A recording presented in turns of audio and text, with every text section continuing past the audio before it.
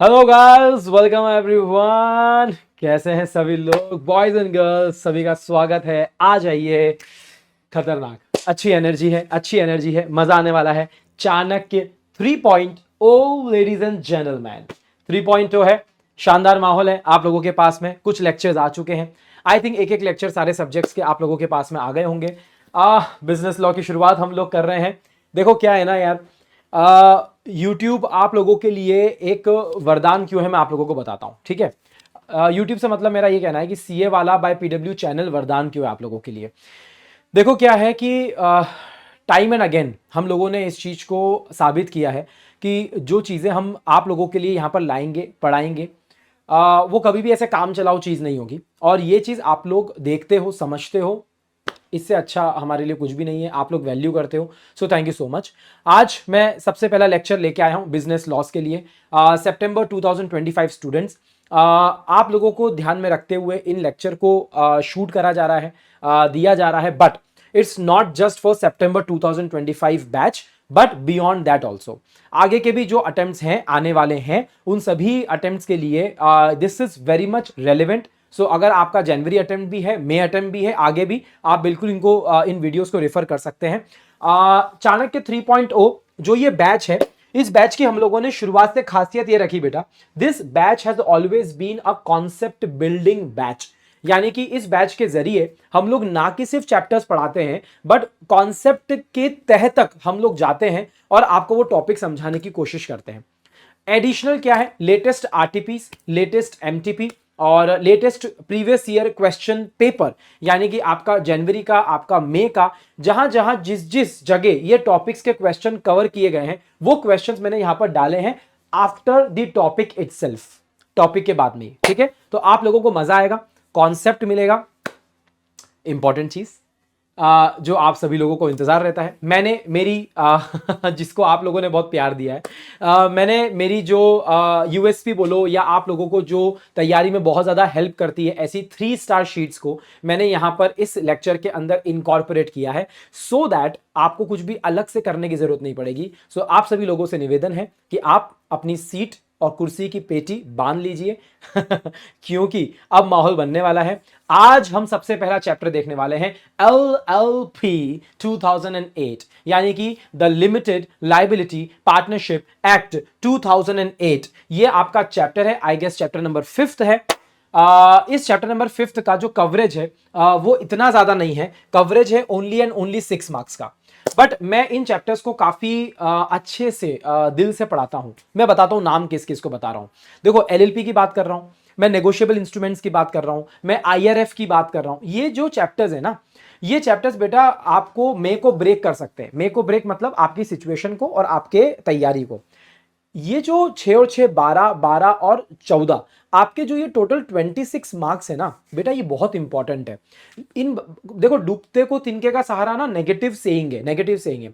हमें क्या करना है, हमारी तैयारी इतनी बुलंद होनी चाहिए कि छोटे से छोटे चैप्टर्स हमारे पूरे फाउंडेशन को निकाल सकते हैं और रोक सकते हैं। इसीलिए इसकी वैल्यू समझना। इस बार जो एलएलपी का क्वेश्चन आया था, बड़ा इंटरेस्टिंग आया था। First time case study type का, हल्का सा केस स्टडी टाइप का क्वेश्चन दिया था, वरना एलएलपी से डायरेक्टली थ्योरेटिकल क्वेश्चन आता था, तो उसको भी यहां पर कवर किया गया है। मैंने सब कुछ यहां पर कवर किया है। ओके, चलिए तो चालू करते हैं। Boys and girls, this is CJ और ये है कानून का जुनून, जो आपके अंदर भी है, मेरे अंदर भी है। So what are we waiting for? फटाफट सीए बनते हैं एवरीवन, कमान कमान कमान। पूरे वन शॉट में इस 6 मार्क्स के चैप्टर के लिए मैं इस वन शॉट को ज्यादा लंबा नहीं खींचने वाला हूं, जितना रिक्वायर्ड है उतना रखूंगा। कुछ टाइम प्रॉमिस नहीं कर रहा हूं, बट आई थिंक 2 सवा 2 घंटे के आसपास या कम भी हो सकता है। इतने टाइम में मैं इसको कवर करने की कोशिश करूंगा। ओके, चलिए तो स्टार्ट करते हैं। LLP 2008, let's start. नाम ही बड़ा खूबसूरत है, the limited liability partnership act. ये जो चैप्टर है, ये आपको बहुत सारी चीजें सिखाने वाला है जीवन के अंदर। क्या है कि एक ट्रेडिशनल तरीके से बिजनेस किया जाता था, जिसको हम पार्टनरशिप फर्म के नाम से जानते थे, जो आप इंडियन पार्टनरशिप एक्ट के अंदर आप पढ़ चुके हो। और एक एक कॉर्पोरेट तरीका है बिजनेस करने का, जो कॉर्पोरेट स्ट्रक्चर में आकर हम कंपनी का फॉर्मेशन करते हैं, कंपनी को बनाते हैं। करेक्ट है। इन दोनों के साथ में एक जरूरत पड़ रही थी, एक कुछ बीच का रास्ता निकालना था। और ये जो बीच का रास्ता निकालना था, जिसमें हमको दोनों जगत के अच्छे अच्छे जो पॉइंट्स है उनको गैदर करना था।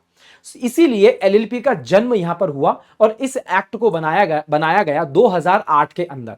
ये जो चैप्टर है ये पहले फाउंडेशन लेवल पे नहीं हुआ करता था, आप लोगों के लिए इंट्रोड्यूस किया जाता था इंटर के अंदर।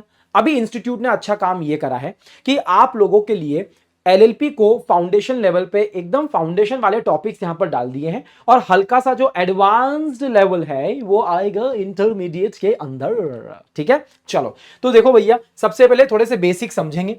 जो मैंने अभी एक लाइन के अंदर बताया ना, हाइब्रिड फॉर्मेट है, उसको थोड़ा सा एग्जामिनेशन पॉइंट ऑफ व्यू से समझेंगे, क्वेश्चन कैसा आ सकता है और लिखना क्या क्या है। ठीक है, उसके बाद में कुछ इंपॉर्टेंट डेफिनेशन समझेंगे, जैसे बॉडी कॉर्पोरेट क्या होता है, स्मॉल एलएलपी क्या होता है, फॉरेन एलएलपी क्या होता है। ये कंपनी गलत लिखा है यहां पर, है ना, इसको एलएलपी कर लेना।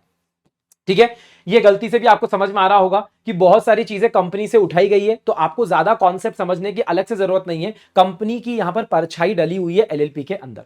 उसके बाद में हम समझेंगे कि यार एलएलपी के अंदर मेन वर्ड जो आ रहा है वो पार्टनरशिप आ रहा है, मतलब यहां पर भी लोगों को पार्टनर बोला जाता है। इसका मतलब यह है कि मिनिमम नंबर ऑफ पार्टनर्स हमको कितने चाहिए, पार्टनर कौन बन सकता है, यह सेक्शन नंबर 5 और सेक्शन नंबर 6 के अंदर कवर किया जाएगा। बट जैसे कंपनी के अंदर बोर्ड ऑफ डायरेक्टर्स होते हैं काम संभालने के लिए, कंप्लायंसेस के लिए, वैसे यहां पर भी तो कोई होना चाहिए, क्योंकि फिर से रिपीट करना चाहूंगा, क्योंकि कंपनी की परछाई है एलएलपी के अंदर। तो इसीलिए यहां पर उन पुरुषों को बोला जाता है, उन महिलाओं को बोला जाता है। ठीक है भैया, अरे मतलब आप समझ रहे, इक्वालिटी के हिसाब से बोला मैंने, तुम लोग चढ़ मत जाना मेरे ऊपर, है ना। डेजिग्नेटेड पार्टनर, यानी कि जिनको हम प्यार से बोलते हैं डीपी। अरे दीपिका पादुकोण नहीं रे, डीपी। डीपी अपना है बेटा 7 नंबर, है ना, 7 फॉर अ रीजन, डीपी। ठीक है, तो ये जो डेजिग्नेट पार्टनर होता है ये कंप्लायंसेस के काम संभालते हैं। तो पहले हम ये पढ़ेंगे, उसके बाद में थोड़ा सा अंदर जाएंगे तो एलएलपी के कैरेक्टरिस्टिक्स को हम लोग समझेंगे। और यहां पर अच्छी बात यह है, कंपनीज एक्ट को पढ़ा हुआ बच्चा, कंपनीज एक्ट अच्छे से समझा हुआ बच्चा यहां पर एकदम गुल गुल करके हिलेगा, खिलेगा, सब कुछ करेगा, क्योंकि वो खुश रहेगा, क्योंकि उसको कुछ ज्यादा पढ़ना नहीं है एलएलपी के अंदर। पर एक कॉन्सेप्ट जो है बड़ा, वो है म्यूचुअल एजेंसी का, वो आपको यहां पर देखना पड़ेगा। अब ये तो है first phase of the chapter, जहां पर आपने सारे बेसिक्स पढ़ लिए, पार्टनर के बारे में पढ़ लिया, डेजिग्नेटेड पार्टनर पढ़ लिया, कैरेक्टरिस्टिक्स पढ़ ली, इंपॉर्टेंट डेफिनेशंस पढ़ ली, आपने उसके म्यूचुअल एजेंसी के कॉन्सेप्ट को समझ लिया। अब इस एलएलपी को इनकॉर्पोरेट कैसे करना है, शब्द सुनना, इनकॉर्पोरेट कैसे करना है, कंपनी की परछाई है, हाँ ठीक है। सेक्शन नंबर 11 से शुरुआत करेंगे, एकदम माहौल बनाएंगे बेटा। 11 के साथ में 12 आएगा, 13 आएगा, 14 आएगा, ये सारे सेक्शंस आएंगे। 11 और 12 आपको सिखाएगा कि एलएलपी का इनकॉर्पोरेशन कैसे किया जाता है। अब धंधा करोगे तो किसी जगह के साथ में करोगे, 13 के अंदर। 13 के अंदर धंधा करना, कहां से करना है बताना, रजिस्टर्ड ऑफिस कहां होगा, कैसे होगा, सेक्शन नंबर 13 बताएगा। अच्छा, एक बार इनकॉर्पोरेट होने के बाद में अकड़ तो नेक्स्ट लेवल की अकड़ आएगी भाई, पहले बता रहा हूं मैं, ठीक है, वो यहां पर आएगा। अच्छा, अब नाम से ही तो हस्ती बनती है मेरे भाई, नाम से ही हस्ती बनती है। सर नाम क्या होगा, कैसे होगा, नाम को रिजर्व करना है, नाम को चेंज करना है, तो आपके 3 इंपॉर्टेंट सेक्शन आएंगे, 15, 16 और 17। ये 3 इंपॉर्टेंट सेक्शन आपके आने वाले हैं और एग्जाम पर्सपेक्टिव से एक आध डिफरेंस यहां पर इंपॉर्टेंट हो जाता है, जो आप लोगों को देखना चाहिए मेरे साथ में। इसलिए लास्ट में मैं डिफरेंसेस आप लोगों को एक्सप्लेन करूंगा कि एक कंपनी में एलएलपी में क्या डिफरेंस होता है, पार्टनरशिप फर्म और एलएलपी में क्या डिफरेंस होता है। तो आइए दोस्तों, बहनों, भाइयों, बॉयज एंड गर्ल्स, स्टार्ट करते हैं आपका सुंदर सा चैप्टर एलएलपी। अभी तक इंट्रोडक्शन चल रहा था, इंट्रोडक्शन में आपको ज्यादा बातें ध्यान नहीं रखनी है, ये सारी बातें लिखी हुई है, सॉरी ये सारी बातें यहां पर लिखी हुई है। अभी नुकसान हो जाता है, फोन गिर जाता, हाँ अभी यहां पर ये सारी बातें यहां पर लिखी हुई है कि सबसे पहले ये एक्ट आया कब। कोई बात नहीं, मैं आपको 3 स्टार शीट दिखाऊंगा, देख लेना। मुझे बात और कुछ करनी है, मुझे बात करनी है आपकी ministry of law and justice. Sir ये क्या बात हुई, ये क्या बात हुई सर, एक बात बताइए sir. Ministry of law and justice जो हम लोग पढ़ के आए हैं आपके चैप्टर आईआरएफ के अंदर, अरे आप लोगों ने मिनिस्ट्रीज पढ़ी है कि नहीं पढ़ी है, मुझे एक बात बताओ। मिनिस्ट्री का, हर एक मिनिस्ट्री का अलग अलग काम होता है कि नहीं होता है, होता है ना। Ministry of law and justice ने यहां पर इस एक्ट को नोटिफाई किया था, बिल में बन के आया था, उसके बाद में प्रेसिडेंट की सिग्नेचर हुई थी। ये सारा सिस्टम जो तुम लोग आईआरएफ में ऑलरेडी पढ़ के आए हो कि कैसे एक बिल एक्ट बनता है, वो सारी बातें यहां पर लिखी हुई है। मतलब सर हमको क्या ध्यान रखना है, देखो बेटा आपको ये ध्यान रखना है अबाउट द एक्ट। अगर मैं आपको बताऊं तो ये मेरी 3 स्टार शीट है, आप लोगों को याद रखना है, इसको मैं ऐसा कर लेता हूं, कि ये जो बिल है ये पास किया गया था पार्लियामेंट के थ्रू 12/12/2008 को, 12th ऑफ दिसंबर 2008। इसलिए मैंने जस्ट फॉर नॉलेज लिख रखा है JFK, कोई क्वेश्चन आने की संभावना नहीं है। और इसको नोटिफाई किया गया था 9th of January 2009, 9th of January 2009 को इसको यहां पर नोटिफाई किया गया था। करेक्ट है, ठीक है। अब मेरी बात समझने की कोशिश करना, ये तो सिर्फ जस्ट फॉर नॉलेज है, सिर्फ जस्ट फॉर नॉलेज है। इसको 7th कर लेना बेटा, इसको 7th कर लेना। जस्ट अ सेकंड ना, ये मिसप्रिंट क्या गलत लिख दिया बेटा। This is 7th of January, 7th of January, ठीक है। अब मेरी बात सुनो, ये तो सिर्फ जस्ट फॉर नॉलेज है। सर ये जो एक्ट है, इस एक्ट के अंदर 2008 के एक्ट के अंदर कुछ शेड्यूल्स होंगे। ऑब्वियसली हर एक एक्ट के अंदर उसके शेड्यूल्स होते हैं, जैसे कंपनीज एक्ट के अंदर आपके पास में शेड्यूल्स हैं। करेक्ट है, 7 शेड्यूल्स है। अब देखो यहां पर ना आपके पास में 4 शेड्यूल्स हैं जिसके बारे में ये एक्ट बात करता है। ये इंपॉर्टेंट है एग्जाम पर्सपेक्टिव से, ठीक है। अब थोड़ा सा कॉन्सेप्ट समझने की कोशिश करना। हमेशा मैं कॉन्सेप्ट आप लोगों को क्या समझाता हूं, सुनना मेरी बात। हाइला इसको चेंज करो, इसको चेंज करो, रुक जाओ। देखो मेरी बात समझने की कोशिश करना। एलएलपी के अंदर होते कौन है? पार्टनर्स। करेक्ट है, एलएलपी के अंदर होते कौन है? पार्टनर्स। अच्छा, ये एलएलपी के जो पार्टनर्स होते हैं, है ना। अब देखो बहुत खूबसूरत मिश्रण है, बहुत खूबसूरत मिश्रण है। ये जो एलएलपी है ये किस चीज का मिश्रण है? ये पार्टनरशिप का भी मिश्रण है। करेक्ट है, पार्टनरशिप का भी मिश्रण है और साथ में ये मिश्रण है कंपनी का। अब सुनना, इसीलिए यहां पर जितने भी लोग होते हैं उनको पार्टनर्स बोला जाता है। और चूंकि इसके नाम के अंदर पार्टनरशिप है, एलएलपी का अग्रीमेंट बनता है। एलएलपी का अग्रीमेंट बनता है। क्या बनता है? एलएलपी का अग्रीमेंट। अरे सुनो ना, ये जो अग्रीमेंट है ये हमारे लिए गीता मां है। ये कौन है हमारे लिए? ये हमारे लिए गीता मां है। यानी कि मियां बीवी राजी तो क्या करेगा काजी? अरे मियां बीवी राजी तो क्या करेगा काजी? मतलब आपको हमने बोल दिया, आपको अग्रीमेंट में जो करना है करो, सबकी कंसेंट लो, अग्रीमेंट में जो लिखना है आप वो चीज कर सकते हो। सर ये तो फ्लेक्सिबिलिटी लग रही है हमको, जैसी इंडियन पार्टनरशिप एक्ट ने फ्लेक्सिबिलिटी दी थी पार्टनरशिप फर्म को, वैसी फ्लेक्सिबिलिटी हमको यहां पर भी दिख रही है। सर एक अच्छा कैरेक्टरिस्टिक्स हमको मिल गया है, एक अच्छा कैरेक्टरिस्टिक मिला हमको पार्टनरशिप फर्म का एलएलपी के अंदर, फ्लेक्सिबिलिटी। मतलब हम अपने हिसाब से अग्रीमेंट बना सकते हैं। अग्रीमेंट के अंदर लिखोगे क्या? अरे पार्टी कैसे करनी ये नहीं लिखोगे। अग्रीमेंट के अंदर सारे पार्टनर्स क्या डिसाइड करेंगे कि उनके म्यूचुअल राइट्स और लायबिलिटीज क्या है। करेक्ट है, म्यूचुअल राइट्स एंड लायबिलिटीज क्या है, मतलब हर पार्टनर की कितनी औकात है, हर पार्टनर क्या क्या जिम्मेदारी निभाएगा, हर पार्टनर की पावर्स क्या है। ये सारी बातें कहां पर लिखी रहती है? देखो कंपनी के लिए उसका मेमोरेंडम है, वो चार्टर ऑफ द कंपनी है, उसका मेमोरेंडम ऑफ एसोसिएशन, पर एलएलपी के लिए तो यही उसका सब कुछ है। एलएलपी के अंदर उसकी जान, उसका प्राण कहां से दिखेगा? एलएलपी के अंदर उसका प्राण दिखेगा उसके एलएलपी अग्रीमेंट से। तो मेरा यह कहना है कि क्या हम हिंदुस्तान में जितनी एलएलपी बन रही है, हर दिन एलएलपी बनती है कोई ना कोई गली मोहल्ले में, तो क्या मैं उसका अग्रीमेंट देखने जाऊंगा? नहीं ना, मैं उसका अग्रीमेंट देखने नहीं जाऊंगा। सर हमें क्या पढ़ाओगे अभी? अरे मैं तुझे बता रहा हूं ना, तू अभी सारे अग्रीमेंट मत देख, इंडिविजुअल अग्रीमेंट। आप एक काम करो, आप देखो शेड्यूल नंबर 1। ओ भाई साहब, सर 2 मिनट, मतलब पहली प्रायोरिटी किसको मिलेगी? पहली प्रायोरिटी किसको मिलेगी? हमेशा आपको याद रखना है, subject to the agreement between the partners. क्या बोलते हैं हम? Subject to the agreement between the partners. Agreement between the partners, इसका मतलब क्या है बच्चों? देखो मियां बीवी राजी तो क्या करेगा काजी। मतलब जो पार्टनर्स ने डिसाइड किया होगा, इसको मैं बैनर बोलता हूं, ये अपना बैनर है सबसे ऊपर। इस बैनर को हमेशा आपको फॉलो करना है कि देखो यहां पर जो भी लिखा गया है वो कब लिखा गया है। यहां पर जो भी लिखा गया है शेड्यूल नंबर 1 के अंदर, वो ये लिखा गया है कि अगर एलएलपी अग्रीमेंट किसी चीज के बारे में बातचीत नहीं करता है, अगर एलएलपी अग्रीमेंट साइलेंट है, तो फिर हम कहां जाएंगे? हमारे ऊपर किसी का हाथ है कि नहीं है? है। जैसे कंपनीज एक्ट, कंपनी के ऊपर कंपनीज एक्ट का हाथ है, ऐसे एलएलपी के ऊपर एलएलपी एक्ट का हाथ रखा हुआ है। और यही चीज मैं आपको समझाने की कोशिश कर रहा हूं कि देखो अगर म्यूचुअल राइट्स एंड ड्यूटीज जो पार्टनर्स की है वो हमको डिसाइड करनी है एक दूसरे के साथ में और एलएलपी के साथ में, तो अगर आपका एलएलपी जो अग्रीमेंट है अगर वो साइलेंट है, तो हमें कहां पर जाना है? हमें फर्स्ट शेड्यूल के पास में जाना है। फर्स्ट शेड्यूल ने हमको यह दिखाया कि सुनो ऐसा लिखा हुआ है, मॉड्यूल में लिखा रहेगा in the absence of LLP agreement. अरे एब्सेंस मतलब एलएलपी अग्रीमेंट नहीं होगा ऐसा तो होगा ही नहीं, एलएलपी अग्रीमेंट होगा। बट वो कहना ये चाह रहे हैं कि कुछ मैटर्स पे अगर बातचीत नहीं की गई है तो उन मैटर्स को सॉल्व करने के लिए हम कहां पर आएंगे, फर्स्ट शेड्यूल के पास में आपको आना पड़ेगा। ये फर्स्ट शेड्यूल की इंपॉर्टेंस है, ठीक है। So subject to the agreement between the partners, यानी कि आप बैनर को देखो, हमेशा उन्होंने जो अग्रीमेंट में डिसाइड किया उसको देखो। बट अगर कुछ चीजें आपको नहीं मिलती है तो आप फर्स्ट शेड्यूल के पास में यहां पर आ सकते हो, ठीक है।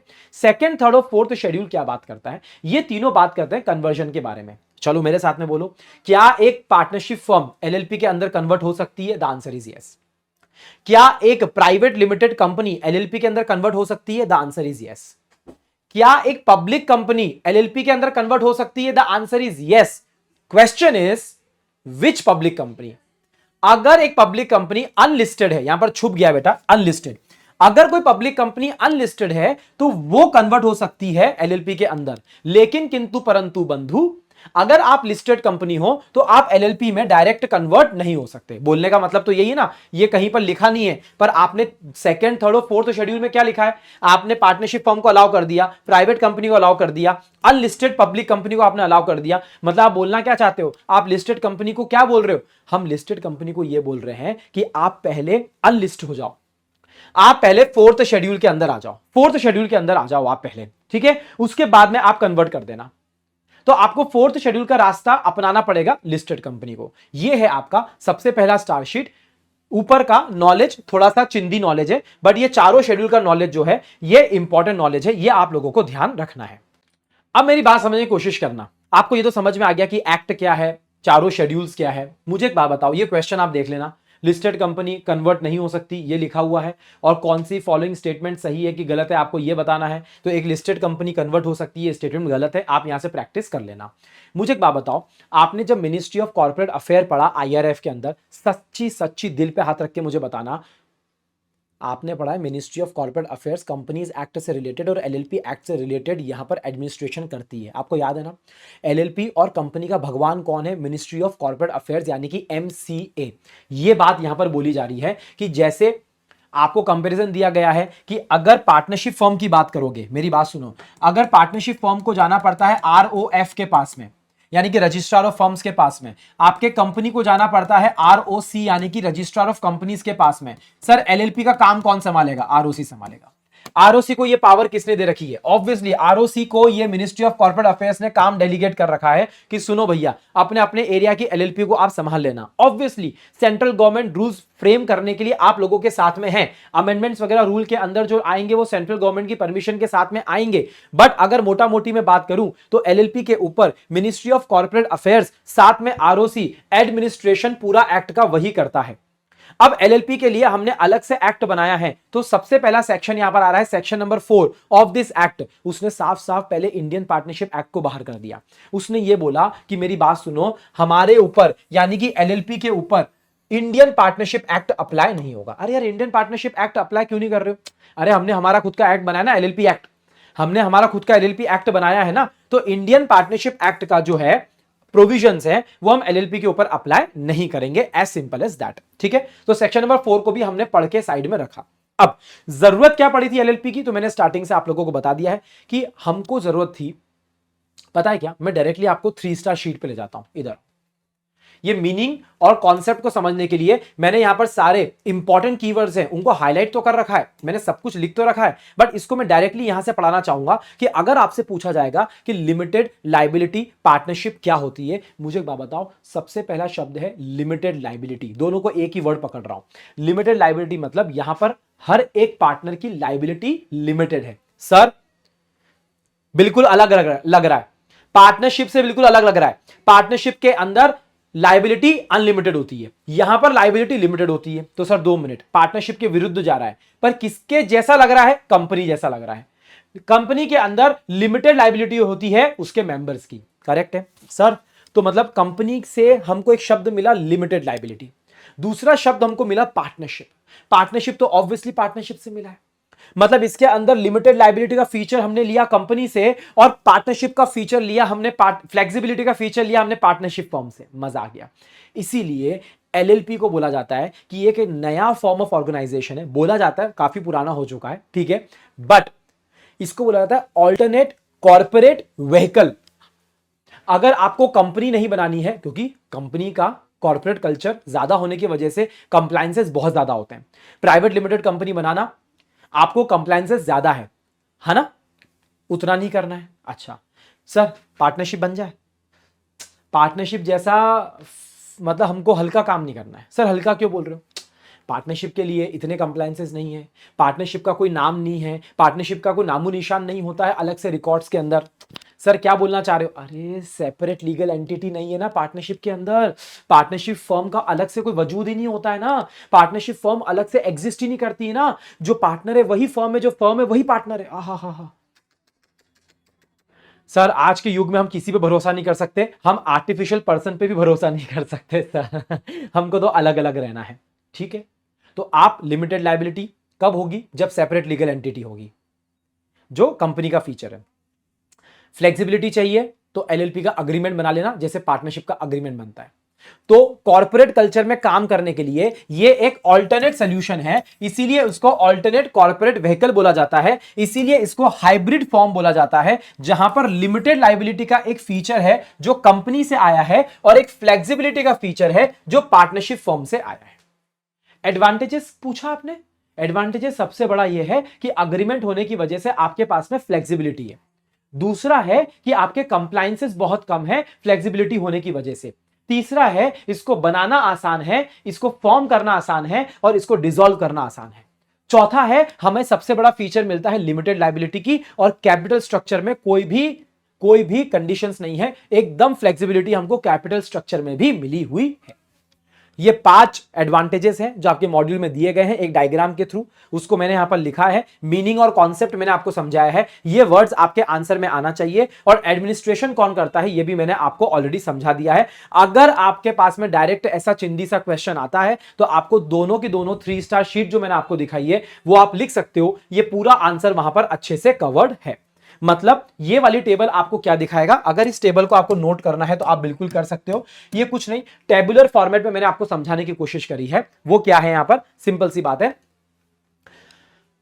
कंपनी के बेनिफिट क्या क्या है मेरे साथ में बोलो। आप देखो कैरेक्टरिस्टिक्स यहां पर इंट्रोड्यूस होने वाली है, कैरेक्टरिस्टिक्स यहां पर इंक्लूड होने वाली है, जरा ध्यान से चलना मेरे साथ में आगे। बॉडी कॉर्पोरेट है सर, बॉडी कॉर्पोरेट डेफिनेशन आगे आने वाली है, चिंता मत करना। जैसे कंपनी बॉडी कॉर्पोरेट होती है, एलएलपी भी है। जैसे कंपनी के मेंबर्स की लायबिलिटी लिमिटेड होती है, यहां पर भी है। जैसे कंपनी के पास में परपेचुअल सक्सेशन होता है, परपेचुअल सक्सेशन मतलब मेंबर्स में कम एंड मेंबर्स में go but the company goes on forever, यहां पर भी है।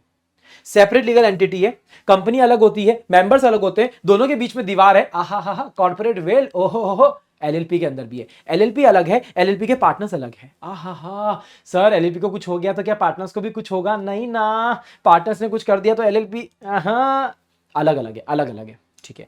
सर क्या एलएलपी भी आर्टिफिशियल लीगल पर्सन है? The answer is yes.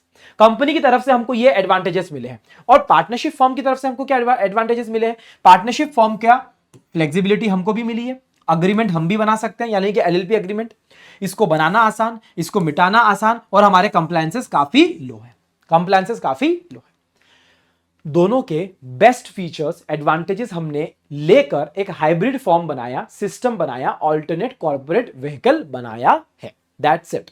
अब आपके दिमाग में अच्छे से जा चुका है, एडवांटेजेस भी मैंने आपके साथ में कवर कर दिए हैं। अब मुझे कवर करना है कुछ इंपॉर्टेंट डेफिनेशंस। बॉडी कॉर्पोरेट समझेंगे, फॉरेन एलएलपी क्या होता है समझेंगे, स्मॉल एलएलपी क्या होता है समझेंगे। Let's start.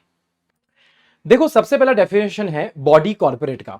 बॉडी कॉर्पोरेट एक ऐसा शब्द है जो थोड़ा सा एक ब्रॉडर टर्म है, जिसको एक बड़े पैमाने में कवर करने के लिए इस टर्म को बनाया गया है। कैसे, मैं आप लोगों को बताता हूं। देखो पहला क्वेश्चन है कि हम बॉडी कॉर्पोरेट की डेफिनेशन यहां पर क्यों पढ़ रहे हैं, क्योंकि आगे जाके जब आप पढ़ोगे कि एक एलएलपी के अंदर कौन पार्टनर बन सकता है, तो वहां पर एक शब्द आएगा बॉडी कॉर्पोरेट। वो उस टाइम पे समझ में नहीं आएगा, तो उसको पहले समझना जरूरी है कि बॉडी कॉर्पोरेट चीज क्या है। ठीक है, चलो आ जाओ। बॉडी कॉर्पोरेट को मैं फटाफट आपको इस डेफिनेशन को जो सेक्शन नंबर 2(1)(d) के अंदर दे रखी है, उसको मैंने एक अच्छे तरीके से यहां पर बना रखा है, उसको मैं इस तरीके से दिखाना चाहूंगा। देखो बॉडी कॉर्पोरेट के अंदर सभी तरीके की कंपनीज और सभी तरीके की एलएलपीज को इंक्लूड किया गया है। बॉडी कॉर्पोरेट अगर एक सर्कल है, अगर ये बॉडी कॉर्पोरेट एक सर्कल है तो इस सर्कल के अंदर क्या आ रहा है, आपकी सेक्शन नंबर 2 सबसेक्शन नंबर 20 या क्लॉज 20 की, हाँ, जो डेफिनेशन है ना कंपनी की, आपको याद है एक रजिस्टर्ड कंपनी की डेफिनेशन क्या होती है? A company registered under this law और any other previous company law. आपको याद आ रहा है? एक रजिस्टर्ड कंपनी डेफिनेशन ये है कि जो हमारे एक्ट के अंदर रजिस्टर्ड है वो कंपनी होती है। अगर आपको याद आ रहा हो तो दिमाग को अप्लाई करना, ये 220 के अंदर फॉरेन कंपनी नहीं इंक्लूड हुई है। क्यों? क्योंकि अगर आपके एक्ट के अंदर रजिस्टर्ड हो गई तो वो इंडियन कंपनी हो गई, आपकी कंपनी हो गई, रजिस्टर्ड कंपनी हो गई। अगर वो आपके एक्ट के अंदर रजिस्टर्ड नहीं है, क्योंकि फॉरेन कंपनी की डेफिनेशन हम क्या पढ़ के आए थे? Company incorporated outside India but जिसका प्लेस ऑफ बिजनेस इंडिया के अंदर है। करेक्ट है? तो मेरी बात सुनो, अगर मुझको एक ऐसी डेफिनेशन चाहिए जिसके अंदर मेरी कंपनी भी हो, जिसके अंदर कंपनी इनकॉर्पोरेटेड आउटसाइड इंडिया यानी कि फॉरेन कंपनी भी हो, जिसके अंदर ऐसी एलएलपी हो जो इनकॉर्पोरेटेड इन इंडिया हो और ऐसी एलएलपी हो जो इनकॉर्पोरेटेड आउटसाइड इंडिया हो, मतलब चारों तरीके के लोग अगर मुझे एक ही टर्म के अंदर चाहिए तो वो ये है। दो तरीके की कंपनीज यानी कि Indian registered company, incorporated outside India foreign company, LLP जो इंडिया के अंदर इनकॉर्पोरेट हुई है और एलएलपी जो इंडिया के बाहर इनकॉर्पोरेट हुई है, ये चारों के चारों बॉडी कॉर्पोरेट की डेफिनेशन के अंदर आते हैं। बट 3 लोग यहां पर नहीं आते हैं। एक कॉर्पोरेशन सोल यहां पर नहीं आता है, कोऑपरेटिव सोसाइटी यहां पर नहीं आता है, और भी कुछ नाम है जो time to time central government notify करेगी, वो भी यहां पर बॉडी कॉर्पोरेट की डेफिनेशन के अंदर नहीं आता है। सो टोटल ये टेबल आप बना सकते हो 1 2 3 4। India outside India, India outside India, यानी कि कंपनी और एलएलपी सभी चारों की चारों तरीके की कंपनी को या एलएलपी को इंक्लूड करने के लिए हमने यहां पर बॉडी कॉर्पोरेट की डेफिनेशन को बनाया है। ब्रॉडर टर्म है, इस बात का आपको ध्यान रखना है। ठीक है, सबसे पहली डेफिनेशन मैंने आपको समझाई है। ठीक है, अगली डेफिनेशन आती है फॉरेन एलएलपी की।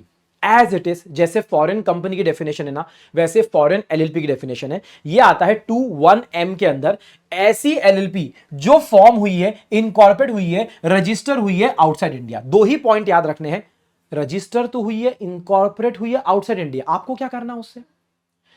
देखो मेरी बात सुनो, अगर इंडिया के बाहर इनकॉर्पोरेट होती और इंडिया के बाहर ही उसका प्लेस ऑफ बिजनेस होता तो मुझे उससे कोई मतलब नहीं है। मुझे उससे कोई मतलब नहीं है। हेलो, मुझे किससे मतलब है? देखो मुझे किससे मतलब है, एक और एग्जांपल लो। अगर इंडिया के अंदर इनकॉर्पोरेट हुई है और इंडिया के अंदर ही बिजनेस कर रही है, अरे फिर तो वो नॉर्मल एलएलपी हो गई ना, नॉर्मल एलएलपी हो गई ना। सुनो, अगर वो इंडिया के अंदर इनकॉर्पोरेट हुई है और बाहर जाके काम कर रही है तो मुझे उससे मतलब क्या? मुझे उससे कोई मतलब नहीं है। ये भी मेरे लिए नॉर्मल एलएलपी है क्योंकि इनकॉर्पोरेटेड इन इंडिया है। फॉरेन एलएलपी को फॉरेन एलएलपी बनाने के लिए बात सुनना, आउटसाइड इनकॉर्पोरेटेड हो यानी कि इंडिया से बाहर इनकॉर्पोरेटेड है पर बिजनेस मेरी देश की धरती सोना उगले उगले हीरे मोती, मतलब भैया हमारी धरती पे आकर आप बिजनेस करोगे और आप हो कहीं विदेश के और हमारे यहां पर आके बिजनेस कर रहे हो, हम आपको फॉरेन एलएलपी बोलेंगे और फॉरेन एलएलपी अगर आप हो तो आपको हमारे रूल्स रेगुलेशन फॉलो करने पड़ेंगे। ये थी आपकी दूसरी डेफिनेशन। तीसरी डेफिनेशन आती है स्मॉल एलएलपी की डेफिनेशन।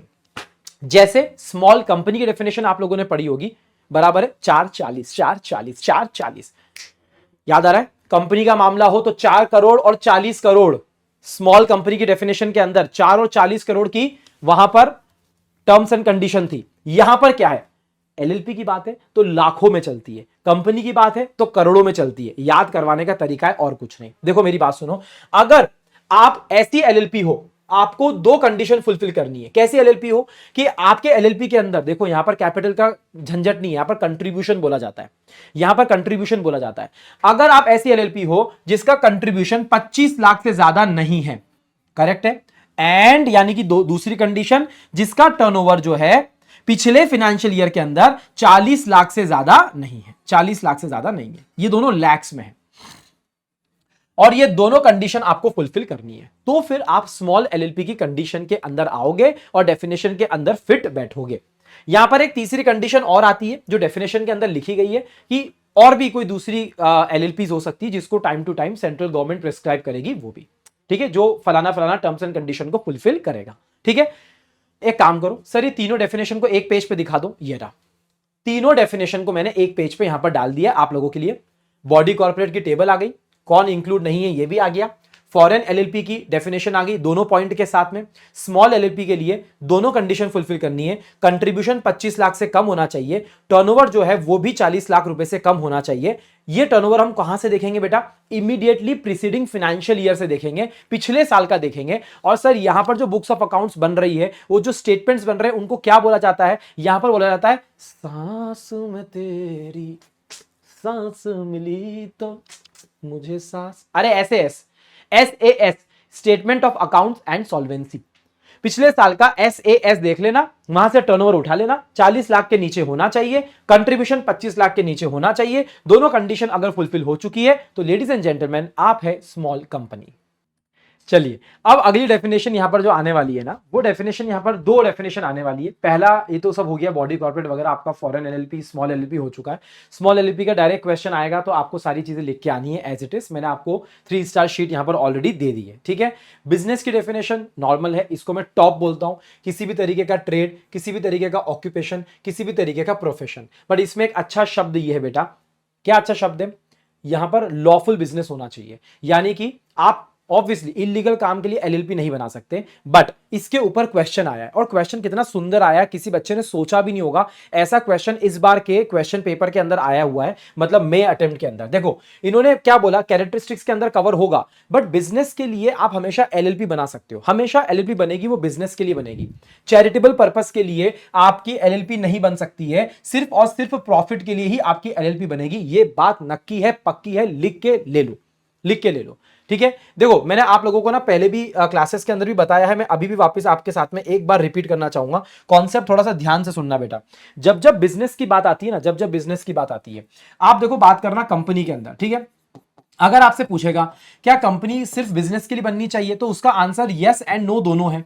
क्या भैया, कि देखो कंपनी प्रॉफिट के लिए बन भी सकती है और नॉन प्रॉफिट के लिए भी बन सकती है। आपको पता है सेक्शन 8 कंपनी भी बन सकती है, करेक्ट है, बराबर है। चलो मुझे एक बात बताओ, 1% कंपनी का केस एकदम इंडिविजुअली अलग केस है ना। 1% कंपनी ओपीसी के केस में भी तुम लोग पढ़ के आए हो, ओपीसी के केस में कि यह आपको बिजनेस के लिए प्रॉफिट के लिए ही बनाना पड़ेगा। 1% कंपनी जो होती है वो सेक्शन 8 कंपनी का काम नहीं कर सकती है, करेक्ट है, ये भी हम ओपीसी के अंदर पढ़ के आए। चलो अब मेरी बात समझने की कोशिश करना, पार्टनरशिप फॉर्म की बात करते हैं और एलएलपी की बात करते हैं। पार्टनरशिप फॉर्म की बात करते हैं, एलएलपी की बात करते हैं। एलएलपी की अगर मैं बात करूं, एलएलपी ओनली फॉर प्रॉफिट ही बनेगी, ओनली फॉर प्रॉफिट, मतलब यहां पर प्रॉफिट की कंडीशन है, ठीक है। मतलब आप बिजनेस करोगे, और बिजनेस हमेशा एक्विजिशन ऑफ गेन के इंटेंशन के साथ में करा जाता है, जो कंपनी के अंदर होता है ना। एक्विजिशन ऑफ गेन यानी कि बिजनेस क्यों कर रहे हो, पैसा कमाने के लिए, चैरिटी करने के लिए हम नहीं कर रहे हैं, करेक्ट है। पार्टनरशिप फॉर्म के अंदर भी हम लोगों ने ये कंडीशन लगाई थी, पार्टनरशिप फॉर्म के अंदर हमने ये कंडीशन लगाई थी कि पार्टनरशिप फॉर्म अगर बनेगी तो वो चैरिटेबल पर्पस के लिए नहीं बनेगी, it will be made only with the intention of acquisition of gains, acquisition of gains के साथ में ही बनेगा, ओनली फॉर प्रॉफिट, ठीक है, एज सिंपल एज दैट। ये चारों चीजें आपको हमेशा ध्यान रखना है, ठीक है। मैंने आगे इसकी एक अच्छी सुंदर टेबल और बना रखी है, आप लोगों को मालूम चल जाएगा, बट अभी के लिए आप लोगों को ध्यान रखना है कि अगर बिजनेस रिलेटेड बात यहां पर आएगी तो पूरा का पूरा टॉप आपका लॉफुल होना चाहिए, और आप चैरिटेबल पर्पस के लिए एलएलपी नहीं बना पाओगे, कांट बी फॉर्म। अगली डेफिनेशन आती है फाइनेंशियल ईयर की। फाइनेंशियल ईयर एक एलएलपी के लिए क्या होगा, इसको समझने के लिए आपको आना पड़ेगा इस वाली 3 स्टार शीट के ऊपर। आप हो सकते हो रेगुलर केस के अंदर, और आप हो सकते हो स्पेशल केस के अंदर। रेगुलर केस के अंदर आप कब आओगे, मेरी बात सुनना। देखो अगर आपने first half of the year, यानी कि आपका फाइनेंशियल ईयर का पहला हाफ अप्रैल से लेकर आपका सितंबर तक, अप्रैल से लेकर आपका सितंबर तक, अगर आपकी एलएलपी इस पीरियड के अंदर इनकॉर्पोरेट हुई है तो आपका रेगुलर फाइनेंशियल ईयर होगा, मतलब अप्रैल से लेकर 31 March of the next financial year, मतलब फॉलोइंग ईयर। फॉलोइंग ईयर क्या क्या होगा, देखो मैंने आगे एग्जांपल दिया, मैं आपको समझाऊंगा, पर पहले आप थियरी समझो, पहले आप थियरी समझो। तो अगर आपका रेगुलर केस है, मतलब आप 30 सितंबर के पहले पहले आपने एलएलपी इनकॉर्पोरेट कर दी है, तो एक सिंपल सी बात है, आपका फाइनेंशियल ईयर नॉर्मल तरीके से जैसे कैलकुलेट करा जाता है, अगले साल के 31 मार्च को आपका फाइनेंशियल ईयर खत्म हो जाएगा।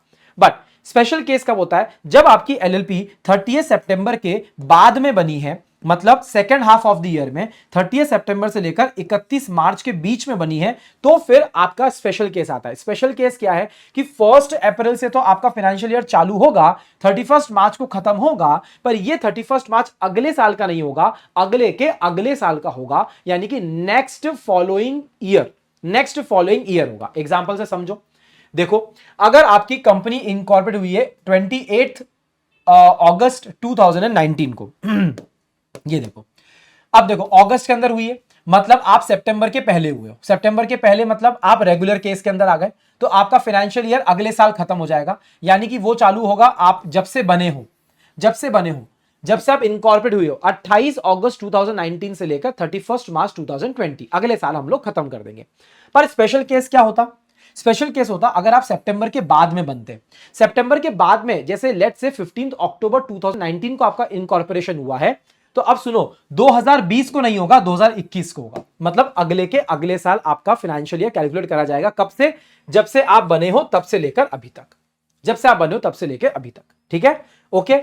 अब कुछ बच्चे होते हैं जो पूछते हैं सर एग्जैक्ट डेट हुई तो, अगर 30 सितंबर एग्जैक्ट हुआ तो? देखो बेटा, यहां पर शब्द लिखा गया है आफ्टर 30 सितंबर। जो स्पेशल केस है ना वो आफ्टर 30 ऑफ सितंबर होता है। मतलब अगर 1 अक्टूबर को आप बने हो तो आप स्पेशल केस में आओगे, अगर एग्जैक्ट 30 सितंबर को भी आपका इनकॉर्पोरेशन हुआ है तो आप रेगुलर केस के अंदर ही आने वाले हो। As simple as that.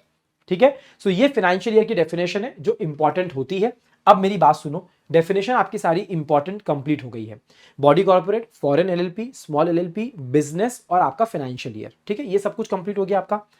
अगर आपको ऐसा क्वेश्चन दिया जाता है, क्या क्वेश्चन पूछ रहा है कि एलएलपी के अंदर बेनिफिट होते हैं कंपनी के एक तरफ तो, और दूसरी तरफ फ्लेक्सिबिलिटी होती है पार्टनरशिप फर्म का, आप डिस्कस करिए। आप इसके अंदर क्या लिख के आओगे मुझे बताओ।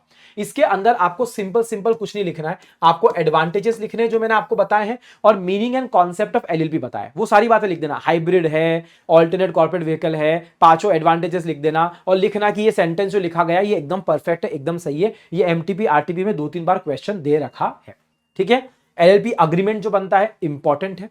एलएलपी अग्रीमेंट की डेफिनेशन कुछ नहीं है, ये एक रिटर्न अग्रीमेंट होता है जो पार्टनर्स के बीच में बनाया जाता है। ठीक है, पार्टनर्स और एलएलपी का रिश्ता कैसा होगा, इसके अंदर म्यूचुअल राइट्स एंड ड्यूटीज को मेंशन किया जाता है।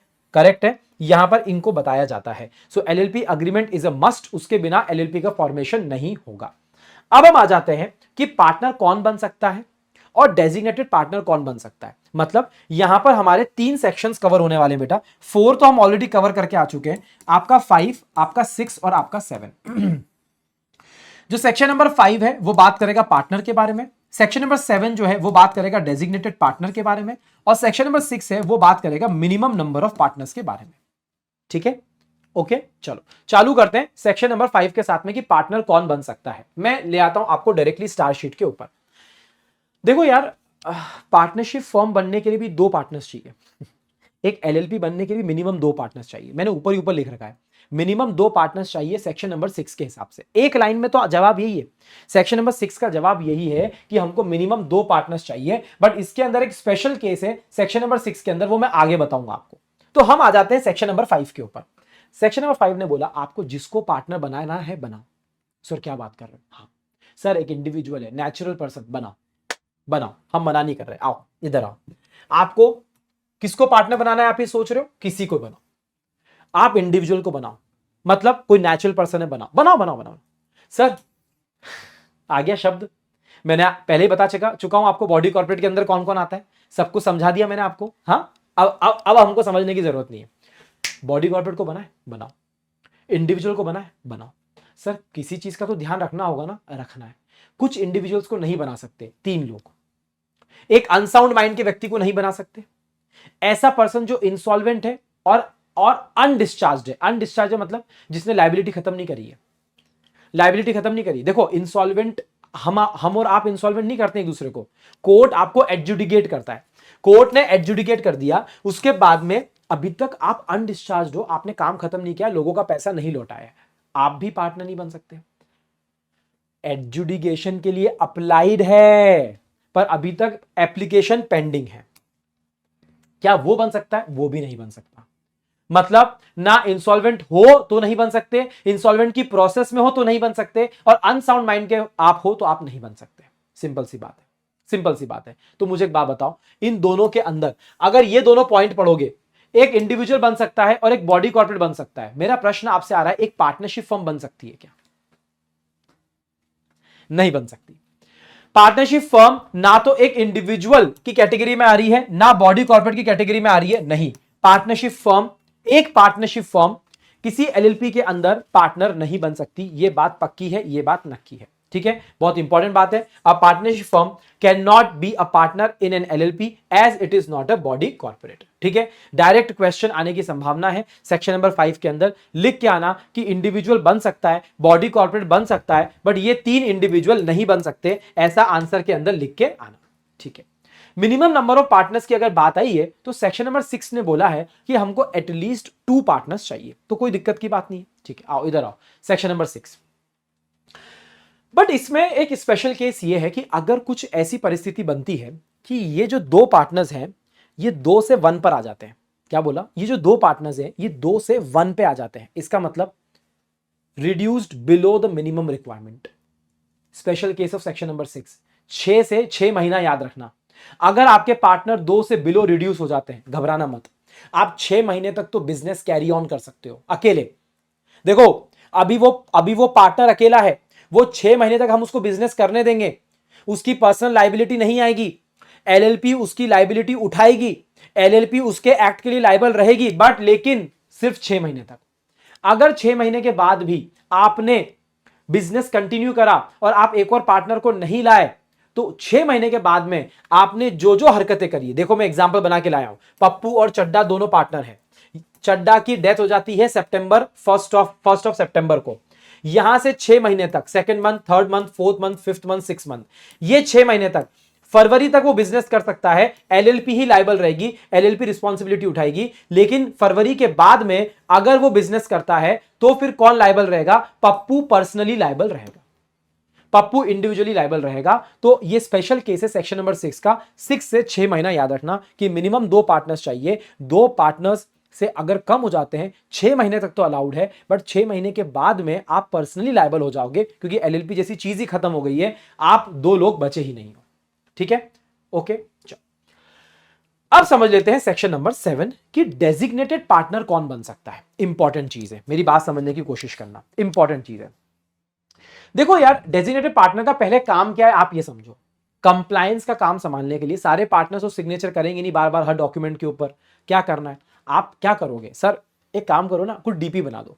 चलो, तो डीपी बनाने के लिए हमने बोला कितने डीपी चाहिए? उन्होंने कहा 2 डीपी चाहिए। सेक्शन नंबर 7 ने बोला कि हमको भी 2 डीपी चाहिए। At least 2 designated partners are requirement. पहले ही बात क्लियर कर देता हूं, बच्चे बाद में ये बेतुका सा सवाल पूछते हैं और कोई मतलब नहीं है। सर क्या जो पार्टनर है वही डीपी बन सकता है क्या? अरे बेटा, तुम 2 पार्टनर हो और वही 2 पार्टनर डीपी बनना चाहते तो क्यों नहीं बन सकते? बिल्कुल बन सकते हैं, बिल्कुल बन सकते हैं। तो पार्टनर और डेजिग्नेटेड पार्टनर सेम पर्सन हो सकते हैं, बिल्कुल हो सकते हैं, कोई दिक्कत की बात नहीं है। Now this silly doubt has been taken care of, put it aside and let's go ahead. मेरी बात समझने की कोशिश करना। डीपी कौन बन सकता है? आओ, डीपी कौन बन सकता है जरा देखो। डीपी वो पार्टनर होता है जो रिस्पॉन्सिबल होता है उस काम के लिए जो रिलेटेड टू कंप्लायंसेस होता है, paper work related, compliance related, जो जो चीजें आरओसी के पास में डॉक्यूमेंट जानी है, जिसपे सिग्नेचर लगनी है, वो सारे काम जो है वो डीपी संभालता है। अब डीपी कितने चाहिए? मिनिमम 2 डीपी हमको चाहिए। मेन प्रश्न आता है डीपी कौन बन सकता है। अब यहां पर पार्टनर और डीपी में सबसे बड़ा फर्क यह है कि पार्टनर में आपने बोला था इंडिविजुअल और बॉडी कॉर्पोरेट दोनों बन सकते हैं, लेकिन डीपी के अंदर उन्होंने बोला कि आप सिर्फ इंडिविजुअल को ही डीपी बना सकते हो, एक नेचुरल पर्सन होना चाहिए। 2 लोग डीपी बनेंगे, उन दोनों को इंडिविजुअल होना पड़ेगा। दोनों में से अगली कंडीशन यह है कि एक पर्सन रेसिडेंट ऑफ इंडिया होना चाहिए, यानी कि ROI होना चाहिए, मतलब कि पिछले साल में 120 डेज जो रहा हो वो यहां पर LLP की डेफिनेशन के अंदर आता है। जनरली आप सभी के मॉड्यूल के अंदर दूसरे चैप्टर्स के अंदर जनरली हम लोगों ने यह देखा है ठीक है, कि जब भी आरओआई की बात आती है तो प्रीसीडिंग फाइनेंशियल ईयर लिखा जाता है, लेकिन आपके मॉड्यूल के अंदर लिखा गया है कि रेसिडेंट होना चाहिए 120 days in the financial year, ऐसा लिखा हुआ आपको मिलने वाला है आपके मॉड्यूल के अंदर, बराबर है। चलो, but coming back to the topic, मैं आपको ही समझाना चाहता हूं कि डीपी बनने के लिए आपको दो चीजों का ध्यान रखना है। एक तो इंडिविजुअल ही डीपी बन पाएगा, और दूसरी बात, दो लोगों में से एक पर्सन तो हमको रेसिडेंट ऑफ इंडिया चाहिए, मतलब 120 दिन रहा हुआ होना चाहिए, ठीक है। सो इसीलिए यहां पर मैं ऐसा कर देता हूं कि आपके पास में लिखा हुआ है in the preceding financial year, हम इसको आपके मॉड्यूल के हिसाब से लिख देते हैं। देखो मेरा काम बताना है तो मैं आपको बता रहा हूं, यहां पर मॉड्यूल के हिसाब से अगर आप जाओगे तो ड्यूरिंग नहीं, यहां पर लिखा हुआ है during the financial year, during the financial year आपके मॉड्यूल के हिसाब से यहां पर लिखा हुआ है, ठीक है। ओके, चलो, तो ये हमने क्लैरिफिकेशन यहां पर कर दिया है। This clarification has been taken care of. Okay, अब मेरी बात सुनना, थोड़ा सा पार्टनर और डेजिग्नेटेड पार्टनर के बीच में फर्क देखने की कोशिश करना। आपने पार्टनर के लिए बोला कि आप बॉडी कॉर्पोरेट को भी पार्टनर बना सकते हो और आप एक इंडिविजुअल को भी बना सकते हो। मुझे एक बात बताओ, इंडिविजुअल के अंदर एक रेसिडेंट भी हो सकता है और एक नॉन रेसिडेंट भी हो सकता है, करेक्ट है, बराबर है। आप लोगों को याद आ गया, हमने कुछ भी यहां पर बंदिशें नहीं लगाई थी, कोई भी बंदिशें हमने नहीं लगाई थी बॉडी कॉर्पोरेट के अंदर। मतलब मैं अगर थोड़ा और ऑपरेशन करना चाहूं तो क्या सर एक फॉरेन एलएलपी पार्टनर बन सकती है? The answer is yes. क्या एक इंडियन एलएलपी नॉर्मल बन सकती है? The answer is yes. एक एलएलपी दूसरे एलएलपी के अंदर पार्टनर बन सकती है? The answer is yes. क्या एक इंडियन कंपनी बन सकती है? The answer is yes. एक फॉरेन कंपनी बन सकती है? The answer is yes. But मुझे एक बात बताओ, क्या एक कोऑपरेटिव सोसाइटी पार्टनर बन सकती है? The answer is no. क्या एक पार्टनरशिप फर्म एलएलपी के अंदर पार्टनर बन सकती है? The answer is no. आपको बात समझ में आए? कॉर्पोरेशन सोल क्या पार्टनर बन सकती है? The answer is no. वो सारे इसका ऑपरेशन करा है मैंने बॉडी कॉर्पोरेट का, ठीक है। अब डेजिग्नेटेड पार्टनर के केस में इनका ऐसा कहना है कि हमको चाहिए इंडिविजुअल, और इन दो इंडिविजुअल में से कोई एक पर्सन रेसिडेंट ऑफ इंडिया होना चाहिए जो 120 डेज रहा हो ड्यूरिंग द फाइनेंशियल ईयर। वो हमारे हिसाब से रेसिडेंट ऑफ इंडिया है, और उसको यहां पर एक पर्सन को रेसिडेंट होना पड़ेगा, मतलब होना पड़ेगा। अब मेरी बात समझने की कोशिश करना, लिख रखा है मैंने, देख लो बेटा, अपन ने लिख रखा है हु आर इंडिविजुअल्स मतलब नेचुरल पर्सन, एंड दूसरी कंडीशन कि out of two one partner shall be resident of India, ठीक है। उसका डेफिनेशन हमने यहां पर लिख दिया है। अब मेरी बात समझने की कोशिश करना, आपने बोल दिया, क्या बोल दिया आपने बोल दिया कि पार्टनर तो दोनों हो सकते हैं, इंडिविजुअली पार्टनर हो सकता है, बॉडी कॉर्पोरेट पार्टनर हो सकता है। अब अलग अलग केसेस बनते हैं, देखो कैसे कैसे केसेस बनते हैं, इधर आओ, मैंने केसेस के लिए बना रखा है। केसेस कैसे बन सकते हैं, कॉन्सेप्ट बिल्डिंग शीट है कि अगर पीकेसी एक एलएलपी है और इसके अंदर 4 पार्टनर है, मेरी बात समझने की कोशिश करना, 3 इंडिविजुअल्स हैं और एक बॉडी कॉर्पोरेट है। बॉडी कॉर्पोरेट को आप डीपी नहीं बना सकते। हम क्या देख रहे हैं कि हमको मिनिमम 2 डीपी चाहिए, तो हम इन 3 इंडिविजुअल में से कोई भी 2 डीपी बना सकते हैं। बट हमको क्या चाहिए कि 2 इंडिविजुअल में से एक रेसिडेंट चाहिए हमको। चलो, तो भैया एक नॉन रेसिडेंट है और एक रेसिडेंट है और ये भी रेसिडेंट है, तो हमारा कॉम्बिनेशन क्या हो सकता है? हमारा कॉम्बिनेशन ये हो सकता है, देखो क्या हो सकता है कॉम्बिनेशन, कि मैं पी और के को बना दूं। अगर मैं पी और के को बनाता हूं, ठीक है, तो एक रेसिडेंट हो गया, एक नॉन रेसिडेंट हो गया। दूसरा कॉम्बिनेशन में बना सकता हूं कि मैं चड्डा और खड्डा को बना दूं, तो भी मेरा एक 1 रेसिडेंट की कंडीशन फुलफिल हो गई। बट अगर मैं पी और सी को बनाता हूं तो भी अच्छा है, दोनों के दोनों रेसिडेंट है, कोई दिक्कत की बात नहीं है। मतलब मुझे एक रेसिडेंट तो चाहिए रहेगा। अब देखो, ये स्पेशल कंडीशन है, ऐसी ऐसी स्थिति आ सकती है आपके एलएलपी के अंदर, केस नंबर 1 कि सारे के सारे इंडिविजुअल्स हैं। अगर सारे पार्टनर इंडिविजुअल है तो आपको कुछ नहीं करना है, आपको रेसिडेंशियल स्टेटस चेक करना है और 2 डीपी निकालना है। दूसरा केस ये आ सकता है कि आपके सारे के सारे पार्टनर्स बॉडी कॉर्पोरेट है, ऐसा भी तो हो सकता है, सारे पार्टनर्स बॉडी कॉर्पोरेट हो। अगर आपके सारे पार्टनर्स बॉडी कॉर्पोरेट हो, या फिर ऐसी सिचुएशन हो, यानी कि कॉम्बिनेशन की सिचुएशन हो, मतलब पार्टनर्स इंडिविजुअल भी है और पार्टनर्स बॉडी कॉर्पोरेट भी है, ऐसी स्थिति के अंदर जो बॉडी कॉर्पोरेट होते हैं उनसे एक नॉमिनी लेंगे हम लोग। मतलब बॉडी कॉर्पोरेट से उनको कोई भी रिप्रेजेंट करने वाला नॉमिनी आ सकता है, या फिर कोई भी रिप्रेजेंटेटिव आ सकता है, नॉमिनी आ सकता है। जो पार्टनर है ना बॉडी कॉर्पोरेट, जैसे आपकी एलएलपी के अंदर, मेरी एलएलपी के अंदर एक कंपनी है, एबीसी लिमिटेड। अगर इस एबीसी लिमिटेड से मिस्टर सीजे आ जाते हैं, मिस्टर सीजे कि मैं इस कंपनी की तरफ से नॉमिनी हूं, मैं इस कंपनी को रिप्रेजेंट करूंगा, तो मैं इनको भी डीपी बना सकता हूं, इनको भी मैं डीपी बना सकता हूं, क्योंकि यह चीज हो सकती है मिक्स। मेरे एलएलपी के अंदर पार्टनर इंडिविजुअल भी हो सकता है, एलएलपी भी हो सकती है, कंपनी भी हो सकता है। तो अगर एलएलपी है तो उसका पार्टनर आ जाएगा नॉमिनी बन के, अगर कंपनी है तो वहां से कोई रिप्रेजेंटेटिव आ जाएगा, कोई नॉमिनी आ जाएगा, एज सिंपल एज दैट। मतलब कहने का मतलब क्या हुआ कि हमें डीपी बनाना है इंडिविजुअल। अगर आपका पार्टनर में बॉडी कॉर्पोरेट है सारे के सारे, या फिर कुछ बॉडी कॉर्पोरेट है और कुछ इंडिविजुअल्स हैं, तो फिर जो बॉडी कॉर्पोरेट्स हैं उनके नॉमिनी और उनके जो रिप्रेजेंटेटिव्स हैं वो आकर डीपी बन सकते हैं। बट हमें एक कंडीशन ध्यान रखनी पड़ेगी, तब भी we will require one resident of India. एक पर्सन तो हमको रेसिडेंट चाहिए ही चाहिए रहेगा, उसके बिना आप डीपी नहीं बना सकते हो। ये मैंने एग्जांपल की शीट बनाई है। केस नंबर 1 सारे के सारे इंडिविजुअल है, तो भैया सब इंडिविजुअल है तो आपको आरओआई चेक करना है। केस नंबर 2 ये भी कंपनी है, ये भी कंपनी है, ये भी कंपनी है, सारे के सारे बॉडी कॉर्पोरेट है, तो आपको नॉमिनी ढूंढ के लाना पड़ेगा और एक नॉमिनी रेसिडेंट चाहिए रहेगा।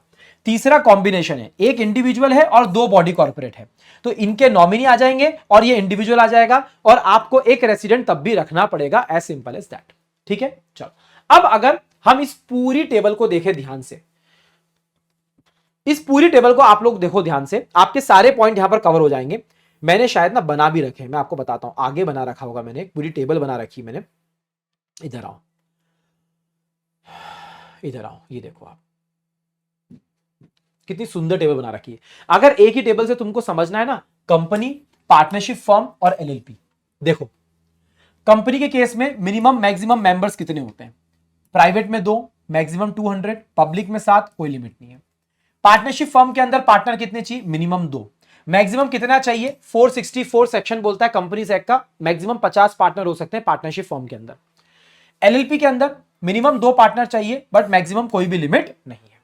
चलो बिजनेस और प्रॉफिट की बात करो, कंपनी प्रॉफिट के लिए भी बन सकती है और बिना प्रॉफिट के भी बन सकती है, ऑलरेडी डिस्कस्ड है। पार्टनरशिप फर्म हमेशा बिजनेस के लिए बनती है, एक्विजिशन ऑफ प्रॉफिट के लिए बनती है, और एलएलपी भी always for profit only. Management की बात करो, कंपनी के अंदर मैनेजमेंट संभालने वाले बोर्ड ऑफ डायरेक्टर्स होते हैं। पार्टनरशिप फर्म के अंदर ऐसा कोई कॉन्सेप्ट नहीं है, सारे पार्टनर्स धंधा करते हैं, सारे पार्टनर संभालते हैं। और एलएलपी के अंदर डेजिग्नेटेड पार्टनर्स होते हैं।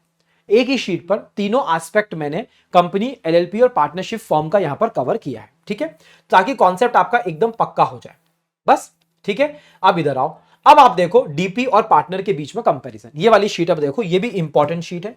सारी तरफ से मैं आप लोगों को सारी चीजें कवर करवाऊंगा, बिल्कुल घबराने की बात नहीं है। मैंने आपको बोला है बेटा चाणक्य 3.0 कॉन्सेप्ट बिल्डिंग बैच है, मजा आएगा आप लोगों को, ऊपर ऊपर से नहीं पढ़ाया जाएगा। ठीक है, मेरी बात सुनना, पार्टनर मिनिमम 2 चाहिए और 6 मंथ्स तक आपको अलाउड करेंगे, उसके बाद आप पर्सनल लायबल होंगे। डेजिग्नेटेड पार्टनर भी 2 ही चाहिए, मैक्सिमम कोई लिमिट नहीं है, कोई लिमिट नहीं है। कौन बन सकता है? इंडिविजुअल बन सकता है, चाहे रेसिडेंट हो, नॉन रेसिडेंट हो, बॉडी कॉर्पोरेट भी पार्टनर बन सकता है। बट डेजिग्नेटेड पार्टनर बनने के लिए सिर्फ इंडिविजुअल चाहिए, उनमें से एक रेसिडेंट होना चाहिए, और अगर सारे बॉडी कॉर्पोरेट है या फिर मिक्स है तो नॉमिनी और रिप्रेजेंटेटिव भी बन सकता है। पार्टनर नॉर्मली बिजनेस करते हैं और डेजिग्नेटेड पार्टनर कंप्लायंसेस का काम भी संभालते हैं। इसी के साथ में सेक्शन 5, सेक्शन नंबर 6 और सेक्शन नंबर 7 आपका यहां पर कवर होता है। डायरेक्ट क्वेश्चन अगर आएगा डेजिग्नेटेड पार्टनर का तो आपको कुछ इस तरीके से आंसर लिख के आना है। आप मेरी जो 3 स्टार शीट है आप उसको रिफर कर सकते हो। देखो अब एक क्वेश्चन कैसा आया मैं आपको दिखाता हूं। ये इस बार के आरटीपी के अंदर क्वेश्चन दे रखा है, बहुत सिंपल क्वेश्चन है, बहुत सिंपल क्वेश्चन है। देख लो इन्होंने डायरेक्टली क्या पूछा है डायरेक्टली क्या पूछा है कि लीगल प्रोविजन बताइए एलिजिबिलिटी ऑफ पर्संस की to become partners in an LLP. मतलब वो आपसे क्या पूछ रहे हैं बेटा, वो आपसे पूछ रहे हैं सेक्शन नंबर 5, पार्टनर बनने के लिए क्या एलिजिबिलिटी है। और भी पूछा है क्या कंसीक्वेंसेस हैं अगर एलएलपी बिजनेस कैरी ऑन करती है less than minimum number of partners as prescribed, यानी कि सेक्शन नंबर 6 उसका स्पेशल कंडीशन 6 मंथ्स का, स्पेशल कंडीशन 6 मंथ्स वाला। क्लियर है? ठीक है, आरटीपी का क्वेश्चन है, इस बार का मैंने कवर कर दिया है, बहुत सिंपल क्वेश्चन था। अब आप बोलोगे सर कैरेक्टरिस्टिक्स पढ़ाओ। कैरेक्टरिस्टिक क्या पढ़ाना है बेटा यार, क्या पढ़ाना है कैरेक्टरिस्टिक? मुझे एक बात बता तू, ये सारी चीजें देख, तू सारी चीजें देख, इतना कैरेक्टरिस्टिक दे रखा है, सारा तो सारा अपन कंपनी के अंदर जब कैरेक्टरिस्टिक पढ़ते हैं तो आ चुका है। मुझे एक बात बताओ, तुमको आए टॉप क्लास याद नहीं है क्या? अरे तुमको आए टॉप क्लास याद नहीं है क्या? इधर आओ, इधर आओ, इधर आओ, इधर आओ, मैं तुमको बताता हूं, आगे आओ। ये देखो, ये देखो, अरे सुनो, जैसे एक कंपनी परपेचुअल सक्सेशन होता है, ये भी है। कॉमन सील का कॉन्सेप्ट कंपनी के अंदर होता है, एलएलपी के अंदर आपको कॉमन सील बनाना हो तो बनाओ, जैसे उनके लिए ऑप्शनल है, हमारे लिए ऑप्शनल है। उनके पास में लिमिटेड लायबिलिटी है, हमारे पास में लिमिटेड लायबिलिटी है। कंपनी आर्टिफिशियल पर्सन है, हम भी आर्टिफिशियल पर्सन है। कंपनी सेपरेट लीगल एंटिटी है, एलएलपी भी सेपरेट लीगल एंटिटी है। कंपनी अलग से प्रॉपर्टी परचेस कर सकती है, सेपरेट तरीके से किसी को भी स्यू कर सकती है, कोई भी कंपनी को स्यू कर सकता है, एलएलपी के साथ भी यही है। मेरी बात सुनो, और सबसे बड़ी बात, कंपनी भी बॉडी कॉर्पोरेट है और एलएलपी भी बॉडी कॉर्पोरेट है। टोटल 7 कैरेक्टरिस्टिक्स तो मैंने आपको याद करवा दी यहां के यहां। टॉप क्लास में से PCLA तो आपका कवर्ड है।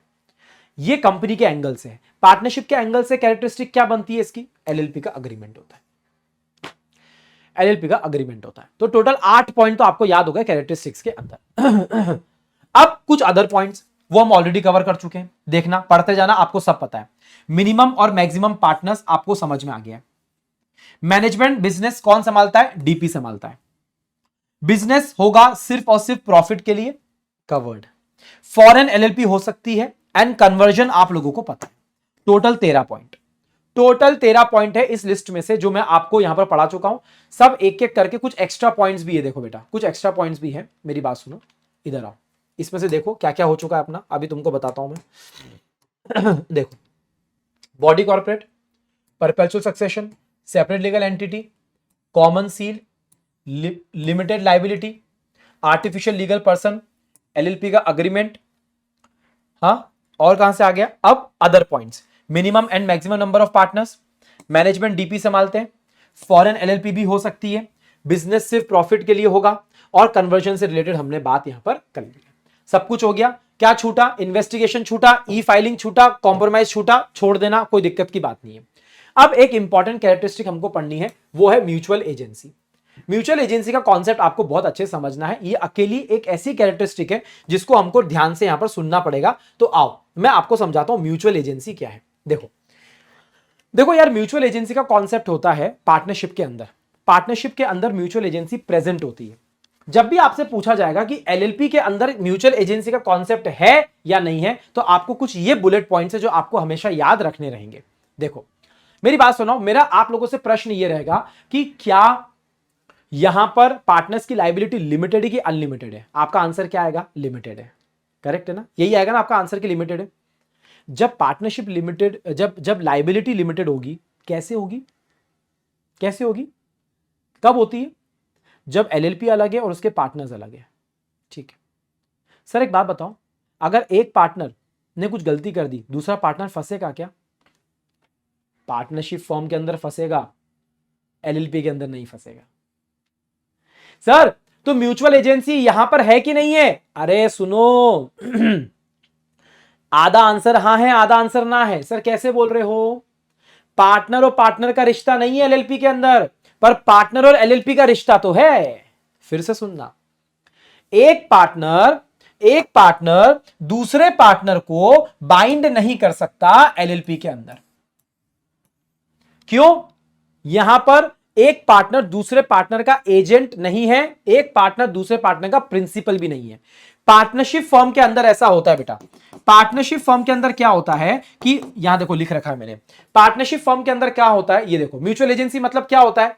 म्यूचुअल एजेंसी मतलब ये होता है कि एक पार्टनर दूसरे पार्टनर को बाइंड भी कर सकता है, बाउंड भी हो सकता है, गलत काम के लिए भी। एक पार्टनर ने गलत काम कर दिया, सारे के सारे पार्टनर एक साथ फंसेंगे, एक से एक सबके सब फंसेंगे, इसीलिए सबकी जो लायबिलिटी होती है वो अनलिमिटेड होती है। ये पार्टनरशिप फर्म के अंदर होता है बेटा, पार्टनरशिप फर्म के अंदर।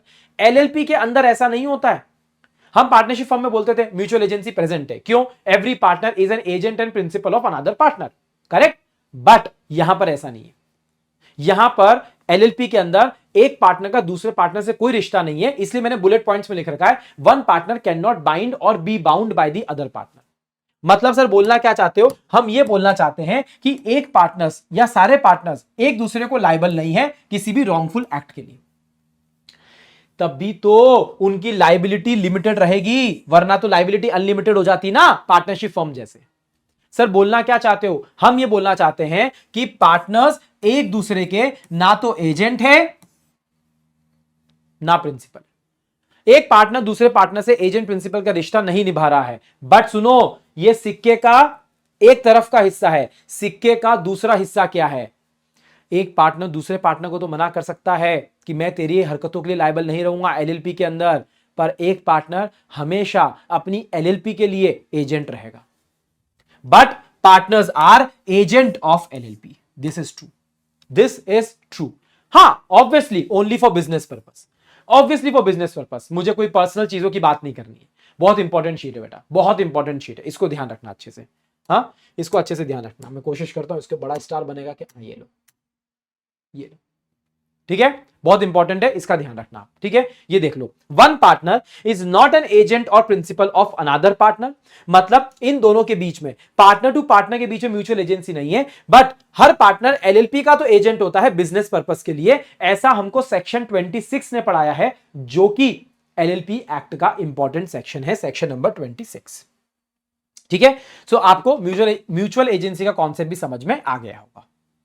देखो, अब मैं आपको कुछ क्वेश्चन दिखाता हूं। अगर आप क्वेश्चन देखोगे ना, तो देखो इधर आओ, कैरेक्टरिस्टिक्स आपकी कंप्लीट हो गई ना। देखो, आपको ऐसा ऐसा क्वेश्चन भी पूछा जाता है, ये भी प्रीवियस ईयर क्वेश्चन ही है एक तरीके से, बराबर है। आपको इंडिविजुअल ना क्वेश्चन पूछा जाता है, जैसे ये 6 मार्क्स का क्वेश्चन है, बराबर है। तो कोई भी, मैंने तो ज्यादा डाल दिए, यहां पर ज्यादा डाल दिए मैंने। बॉडी कॉर्पोरेट की डेफिनेशन आ जाएगी, म्यूचुअल एजेंसी के ऊपर आ जाएगा। अगर बॉडी कॉर्पोरेट के अंदर आ रहा है तो आपको 1 2 3 4 चारों चीजें लिखनी है, और आपको 3 लोग नहीं आते वो लिखना है। म्यूचुअल एजेंसी के ऊपर आ जाता है तो सेक्शन 26 आपको यहां पर अंदर मेंशन करके आना है। फॉरेन एलएलपी के 2 पॉइंट आपको लिख के आने हैं। आर्टिफिशियल लीगल पर्सन, आप कंपनीज एक्ट में जो आपने पढ़ा है वही 2-3 लाइनें आप लिख के आ सकते हो, कोई दिक्कत की बात नहीं है। ऐसे चिंदी चिंदी क्वेश्चन आएंगे तो आपको मजा आएगा। देखो, ये इस बार का क्वेश्चन है, ये इस बार का क्वेश्चन है मे अटेम्प्ट का। अब देखो क्या लिखा हुआ है, क्वेश्चन ने क्या पूछा, ये 3 मार्क्स का, ये भी 3 मार्क्स का, टोटल 6 मार्क्स का कवरेज है इस चैप्टर का। एनीवे, लिमिटेड लायबिलिटी पार्टनरशिप के पास में बेनिफिट रहता है लिमिटेड लायबिलिटी का on one hand and flexibility का ऑन अदर हैंड। डिस्कस करिए provision of the limited liability partnership act. देखो, ये क्वेश्चन देख लिया आप लोगों ने, ये क्वेश्चन देख लिया जो इस बार आया है। अब मैं आपको दिखाऊं, ये सेम क्वेश्चन मैं आप लोगों को करवाता हूं क्लास के अंदर। सेम क्वेश्चन मैं आप लोगों को क्लास के अंदर करवाता हूं, वही लैंग्वेज आइए। आपको फ्लेक्सिबिलिटी लिखनी है, आपको फ्लेक्सिबिलिटी के बारे में लिख के आना है, और आपको लिमिटेड लायबिलिटी के बारे में लिख के आना है, और आपको एडवांटेजेस लिख के आना है, और आपको मीनिंग और कॉन्सेप्ट लिख के आना है मेरी 3 स्टार शीट को यूज करके। As simple as that. वही क्वेश्चन पूरी तरीके से रिपीट हुआ है, कोई नई बात नहीं है। अब देखो, ये वाला जो क्वेश्चन है बड़ा इंटरेस्टिंग क्वेश्चन है। मैंने आपको बोला था चैरिटी वाला पॉइंट है, बच्चों ने सोचा भी नहीं होगा यहां से क्वेश्चन आ जाएगा, और क्वेश्चन आ गया।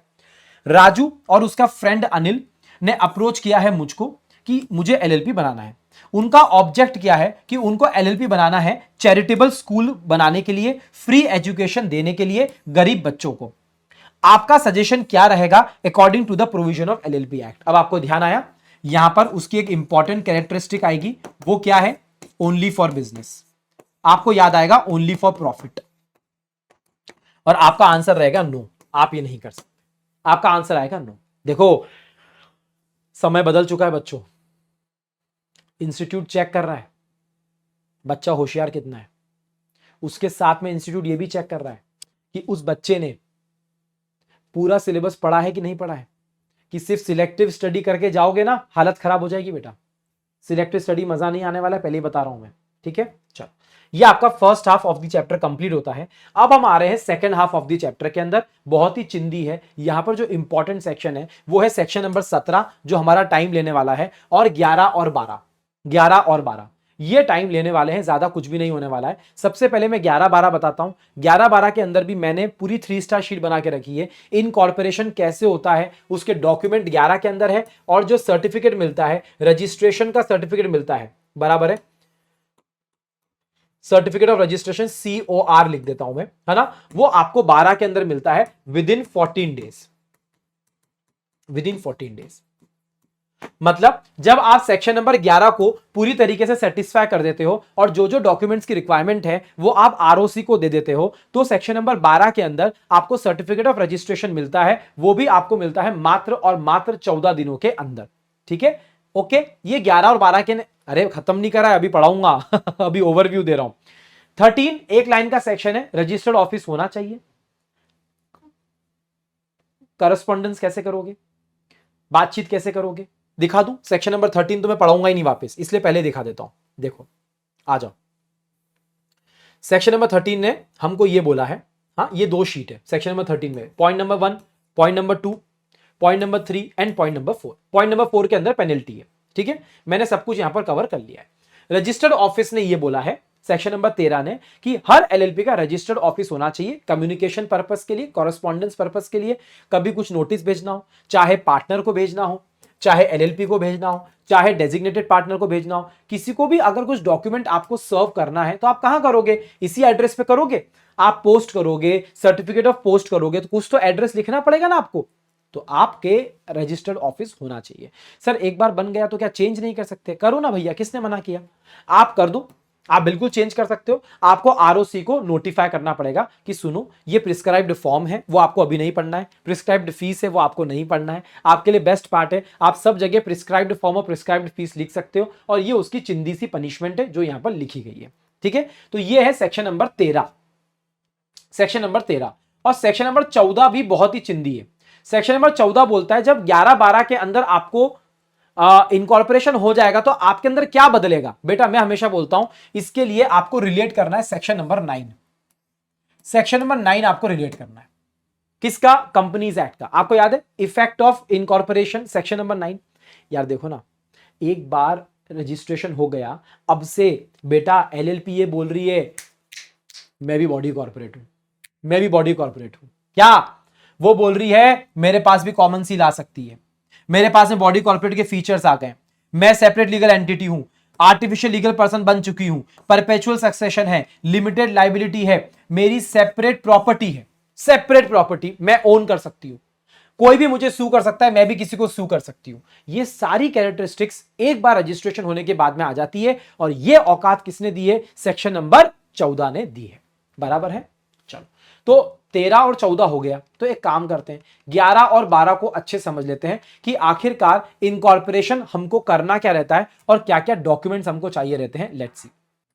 देखो सबसे अच्छी चीज ये है इनकॉर्पोरेशन करने के लिए जो आपको डॉक्यूमेंट्स चाहिए, उसमें कुछ नहीं करना है, आपको स्टेप्स याद रखनी है, और मैंने 3 स्टार शीट पे सब कुछ लिख रखा है, मैं आपको बता दूंगा। कौन जाएगा? ऑब्वियसली एलएलपी के पार्टनर्स जाएंगे। किसके पास में जाएंगे? आरओसी के पास में जाएंगे। देखो नाम तो आपको रिजर्व करना पड़ेगा, बहुत इंपॉर्टेंट है। सेक्शन नंबर 15 और 16 के पास में अपन इसके लिए जाने वाले हैं।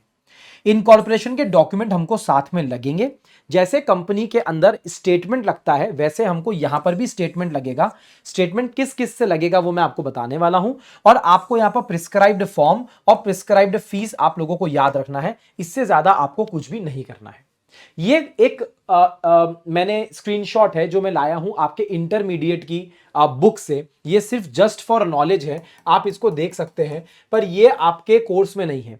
आपको ना तो रन एलएलपी याद रखना है, बट आपको अगर क्यूरियोसिटी है, जानना है कि नाम कैसे रिजर्व होता है, तो रन एलएलपी के ऊपर आपका नाम रिजर्व हो सकता है। फॉर्म कौन सा भरना है? तो आपको फिलिप फॉर्म भरना रहता है बेटा। फैंसी फैंसी नाम दे रखे हैं, कुछ नहीं है। Form for incorporating limited liability partnership, यही फुल फॉर्म है। आपको एलएलपी अग्रीमेंट एक ऐसा इंपॉर्टेंट डॉक्यूमेंट है जो फॉर्म नंबर 3 के अंदर जाता है, जो आपको आरओसी को देना पड़ता है। बट अगेन ये सब इंटरमीडिएट लेवल पे है, सिर्फ जस्ट फॉर नॉलेज है, आपको ये ध्यान नहीं रखना है, ये सिर्फ आपको बताया जा रहा है।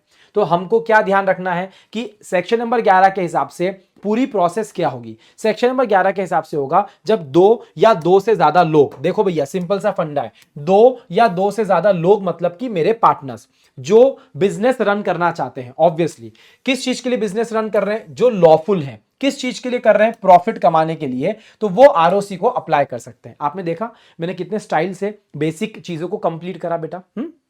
अब देखना आरओसी कौन सा होगा। आरओसी वो वाला होगा जहां पर मेरा रजिस्टर्ड ऑफिस सिचुएट होने वाला है, ठीक है। तो जहां पर आप बिजनेस करने वाले हो, प्रपोज्ड रजिस्टर्ड ऑफिस का भी नाम आपको डॉक्यूमेंट में देना पड़ता है, वो मैं आगे आपको बताने वाला हूं।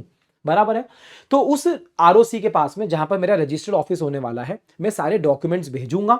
अच्छा, वो डॉक्यूमेंट्स कभी भी नंगे नंगे डॉक्यूमेंट्स अच्छे नहीं लगते बेटा। हाँ, हमेशा उन डॉक्यूमेंट्स पे मुझे सब्सक्राइब्ड चाहिए रहेंगे, यानी कि मुझे सिग्नेचर्स चाहिए रहेगी उन सभी डॉक्यूमेंट्स के ऊपर। और मैं किसको भेजूंगा? आरओसी को भेजूंगा। प्रिस्क्राइब्ड फॉर्म और प्रिस्क्राइब्ड फीस के साथ में मैं एप्लीकेशन भेजूंगा सारे डॉक्यूमेंट्स के साथ में। 2 स्टेप कंप्लीट हो गए बेटा। आगे आओ। सर ये डॉक्यूमेंट क्या क्या लगते हैं? तो देखो बेटा, आपको इंडियन पार्टनरशिप एक्ट के अंदर मैंने एक शॉर्ट फॉर्म दिया था, नेम है पांडु, नेम है पांडु। बट सुनो ना, उससे अच्छा मैं आपको बताता हूं यहां पर क्या है। बहुत ही बेसिक चीजें आप लोगों को देनी है, जैसे आपका एलएलपी का नाम क्या होने वाला है, आपका काम क्या होने वाला है यानी कि नेचर ऑफ बिजनेस, कहां से करोगे यानी कि आपका प्रपोज्ड जो रजिस्टर्ड ऑफिस का एड्रेस है, प्लेस ऑफ बिजनेस, वो आपको डालना है। और मुझे सारे पार्टनर्स और डेजिग्नेटेड पार्टनर्स का नेम और एड्रेस चाहिए, और भी कुछ इंफॉर्मेशन है तो आपको देनी पड़ेगी। तो मैंने पांडु से क्या करा है, नेम से तो नेम को यूज कर लिया है, पांडु में से मैंने यहां पर डिटेल्स यूज कर ली है पार्टनर और डेजिग्नेटेड पार्टनर की, दोनों की, बराबर है। एन से मैंने यूज कर लिया है नेचर ऑफ बिजनेस, और पी से मैंने यूज कर लिया है प्लेस ऑफ बिजनेस। अगर आपको ऐसे याद करना हो तो आप कर सकते हो, वरना आपको क्या करना है, नाम, काम और जगह, ये तीन चीजें बतानी है और डिटेल्स बतानी, यानी कि लोग। तो नाम, काम, जगह और लोग, ये चार चीजें डॉक्यूमेंट्स में आपको देनी पड़ेगी। जहां तक स्टेटमेंट्स की बात है बेटा, हमको हमेशा स्टेटमेंट लगता है ताकि बाद में कुछ भी गड़बड़ हुई तो हम किसका गला पकड़ेंगे। तो जैसे हम कंपनी के इनकॉर्पोरेशन के लिए स्टेटमेंट लिखवाते हैं, यहां पर भी हम कोई भी प्रोफेशनल लोगों से यहां पर स्टेटमेंट लिखवाएंगे जो फॉर्मेशन में, इनकॉर्पोरेशन में हिस्सेदार है, जिस प्रोसेस का हिस्सा है। तो प्रोफेशनल लोगों से स्टेटमेंट हम लोग लेंगे, और किसी भी एक पार्टनर से जिसने सब्सक्राइब किया है इन डॉक्यूमेंट्स को, उनसे भी हम स्टेटमेंट लेंगे, और उनसे हम क्या लिखवाएंगे कि उन्होंने सारे एक्ट और सारे रूल्स के जितने भी रूल्स रेगुलेशन है उनको कंप्लाई कर लिया है। और अगर ये चीजें आप नहीं करते हो, कोई भी गलत स्टेटमेंट देते हो, तो आपको 2 साल तक की जेल भी हो सकती है, और आपके ऊपर फाइन भी लग सकता है, जो 10,000 रुपए से लेकर 5 लाख रुपए तक का है। यहां पर लिखा हुआ है, वो नीचे छुप गया है। ठीक है, ये आपका सेक्शन नंबर 11 की 2 शीट है, point number 1, point number 2, point number 3 and point number 4। तो आपको यही बातें ध्यान रखनी है जो मैंने यहां पर कवर कर दी है। मतलब अगर मैं मोटा मोटा फ्लो आप लोगों को डिस्कस करूं, तो सबसे पहले आप नाम रिजर्व करिए, आप एप्लीकेशन फॉर्म भर के आरओसी को दीजिए, सारे डॉक्यूमेंट सब्सक्राइब होने चाहिए, नाम, काम, जगह और लोग। उसके साथ में सबसे इंपॉर्टेंट लगेगा एलएलपी का अग्रीमेंट, प्रिस्क्राइब्ड फॉर्म और प्रिस्क्राइब्ड फीस में भरना, आरओसी को सब कुछ देना, कौन से आरओसी को, जहां पर आपका ऑफिस सिचुएट होने वाला है। स्टेटमेंट लगेगा 2 लोगों का, प्रोफेशनल का भी लगेगा, कोई एक पार्टनर का भी लगेगा, और अगर गलत काम करते हो तो आपके ऊपर पेनल्टी भी लग सकती है।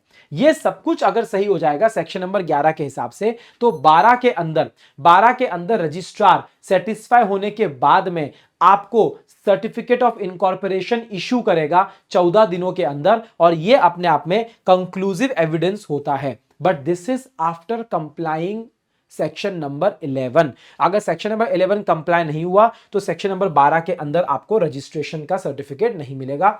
डायरेक्ट क्वेश्चन आ सकता है एसेंशियल एलिमेंट्स के ऊपर, इनकॉर्पोरेशन करने के लिए क्या क्या जरूरी है। ये सारे पॉइंट जो है ये मैंने पिछली शीट में आप लोगों को लिखवा दिए हैं, यही पॉइंट आप लोगों को लिख के आना है, दैट्स इट। अभी देखो, अगर आप बात करोगे जनवरी 2025 के पेपर के अंदर इतना बड़ा क्वेश्चन बनाया है, इसके पीछे वो यही पूछना चाहते हैं। क्या पूछना चाहते हैं, देखो मेरे साथ में पढ़ना। ये 2 लोग हैं, क्वालिफाइड चार्टर्ड अकाउंटेंट्स हैं, इनकी इच्छा है एलएलपी बनाने की, प्रोफेशनल सर्विसेज इनको प्रोवाइड करना है। वो इंफॉर्मेशन आपसे मांग रहे हैं कि एलएलपी एक्ट के हिसाब से स्पेसिफिकली इनकॉर्पोरेशन डॉक्यूमेंट क्या क्या होते हैं। क्या क्या होंगे बेटा, नाम होगा, काम होगा, जगह होगा, और सारी डिटेल्स होगी, यानी कि लोगों की इंफॉर्मेशन होगी। वो पार्टनर और डेजिग्नेटेड पार्टनर दोनों की इंफॉर्मेशन चाहिए। एडिशनली वो ये भी जानना चाहते हैं कि क्या कोई स्टेटमेंट की रिक्वायरमेंट है जो इनकॉर्पोरेशन डॉक्यूमेंट्स के साथ में आपको चाहिए। The answer is yes. हमको स्टेटमेंट कौन कौन से चाहिए बेटा, 2 लोगों के चाहिए, प्रोफेशनल लोगों का भी चाहिए, और एनी वन पार्टनर का भी चाहिए। करेक्ट है। हाँ देखो, सिंपल सा क्वेश्चन है, 6 मार्क्स के लिए है। मतलब सर हम क्या करेंगे इसके अंदर, आपको 11 + 12 दोनों लिख के आना है। देखो 6 मार्क्स का क्वेश्चन है ना, फालतू छोड़ना मत। और इस चैप्टर से तो एक ही क्वेश्चन आएगा ना, 6 मार्क्स का, तो पूरी जी जान लगा देना। 12 के अंदर लिख के आना, सर्टिफिकेट मिलेगा 14 दिन के अंदर, मजा आ जाएगा। ठीक है, चलो। सो 11, 12, 13, 14 ये सब कुछ आपका कंप्लीट हो गया। आ जाओ अपनी लिस्ट देख लेते हैं। हाँ, 11, 12 हो गया और 13, 14 भी हो गया। करेक्ट है। अब हमारे पास में क्या बचा, 15, 16 और 17। ये सब कुछ नेम से रिलेटेड है। पहले नाम कैसा होना चाहिए वो यहां पता चलेगा। नाम को रिजर्व किया जाता है तो वो यहां पर पता चलेगा, और एक बार नाम हो गया तो क्या मैं उसको चेंज नहीं कर सकता, वो मुझे यहां पर पता चलेगा। Come on let's see. देखिए 15, 16 और 17, ठीक है। 15 बात करेगा नाम के बारे में। देखो 15 ने बहुत सिंपल बात की, डायरेक्टली मैं 3 स्टार शीट दिखा रहा हूं आपको। 15 ने ये बोला है कि नाम होना चाहिए। अरे भैया नाम से ही तो सब कुछ है। लोग बोलते हैं नाम में क्या रखा है, मैं बोलता हूं भैया नाम में ही तो ख्याति छुपी है। सुनो ना, एवरी एलएलपी शैल हैव, उनका नाम के पीछे या तो लिमिटेड लायबिलिटी पार्टनरशिप लिखा होना चाहिए या एलएलपी लिखा होना चाहिए, वरना मजा कैसे आएगा। करेक्ट है, पता कैसे चलेगा। जैसे कंपनी के पीछे प्राइवेट लिमिटेड लिमिटेड लगा होता है, ओपीसी के पीछे ओपीसी लगा रहता है, सेक्शन 8 कंपनीज फाउंडेशन लगाती है, वगैरह वगैरह अलग अलग शब्द लगाती है, वैसे एक एलएलपी के पीछे एलएलपी लिखा होना चाहिए। अब नाम ऐसा होना चाहिए जो सेंट्रल गवर्नमेंट के ओपिनियन में ना तो अनडिजायरेबल हो, ना दूसरी किसी से, अभी किससे मैं बताऊंगा, आइडेंटिकल ना हो, और नियरली रिजेंबल भी ना करता हो। अब देखो एग्जाम्पल तो बतेरे हो सकते हैं इसके अंदर, बतेरे एग्जाम्पल हो सकते हैं। स्पेलिंग मैच नहीं हो रही है बट प्रोनाउंसिएशन मैच हो रहा है, तो भी नहीं होना चाहिए, ठीक है, तो भी नहीं होना चाहिए। करेक्ट है। एब्रीविएशन बन रहा है, एब्रीविएशन में आपका, एब्रीविएशन मतलब शॉर्ट फॉर्म बन रहा है, वो आपका फेमस है, किसी दूसरे ब्रांड से मैच कर रहा है, वो भी नहीं होना चाहिए। आपका नाम अनडिजायरेबल कब होगा, जब वो किसी कास्ट को, रिलीजन के, किसी के सेंटिमेंट्स को हर्ट कर रहा हो, तो भी नहीं होना चाहिए। वो नेशनल इंटीग्रिटी के खिलाफ हो, ऐसा भी नहीं होना चाहिए। तो ये वाली जो पूरी लिस्ट है ये तो आपको नहीं दी गई है, बस इतना बोला गया है कि अनडिजायरेबल नहीं होना चाहिए, आइडेंटिकल नहीं होना चाहिए, और टू नियरली रिजेंबल करता हुआ भी नहीं होना चाहिए। अब प्रश्न यह है कि किससे नहीं होना चाहिए। दूसरी एलएलपी से नहीं होना चाहिए, किसी भी बॉडी कॉर्पोरेट से नहीं होना चाहिए, और किसी भी रजिस्टर्ड ट्रेडमार्क के साथ भी नहीं होना चाहिए, जिसे मैं प्यार से बोलता हूं आरटीएम, रजिस्टर्ड ट्रेडमार्क के साथ में नहीं होना चाहिए। आपको बात आई समझ में। सर किसको एक्सक्लूड कर दिया, पार्टनरशिप फर्म का नाम यहां पर नहीं लिखा गया है। पार्टनरशिप ऐसा नहीं लिखा गया है कि आप पार्टनरशिप फर्म से मैच नहीं होना चाहिए। यहां पर लिखा गया है एक एलएलपी का नाम दूसरी एलएलपी के साथ में, दूसरे बॉडी कॉर्पोरेट के साथ में, और दूसरे किसी रजिस्टर्ड ट्रेडमार्क के साथ में मैच नहीं होना चाहिए। As simple as that. ठीक है। सो सेक्शन नंबर 15 ने तो ये सिंपल सी बातें करी है जो मैंने आपको यहां पर समझा दी है, और आपके नाम के पीछे एक्रोनिम भी लगा होना चाहिए, जैसी आपकी श्रद्धा। सेक्शन नंबर 16 ने यह बोला है, अगर आप सेक्शन नंबर 15 को फॉलो कर लेते हो, देखो बहुत इंपॉर्टेंट है, अगर आप सेक्शन नंबर 15 को फॉलो कर लेते हो, आपने नाम को रिजर्व करने के लिए आपको एप्लीकेशन देनी पड़ेगी।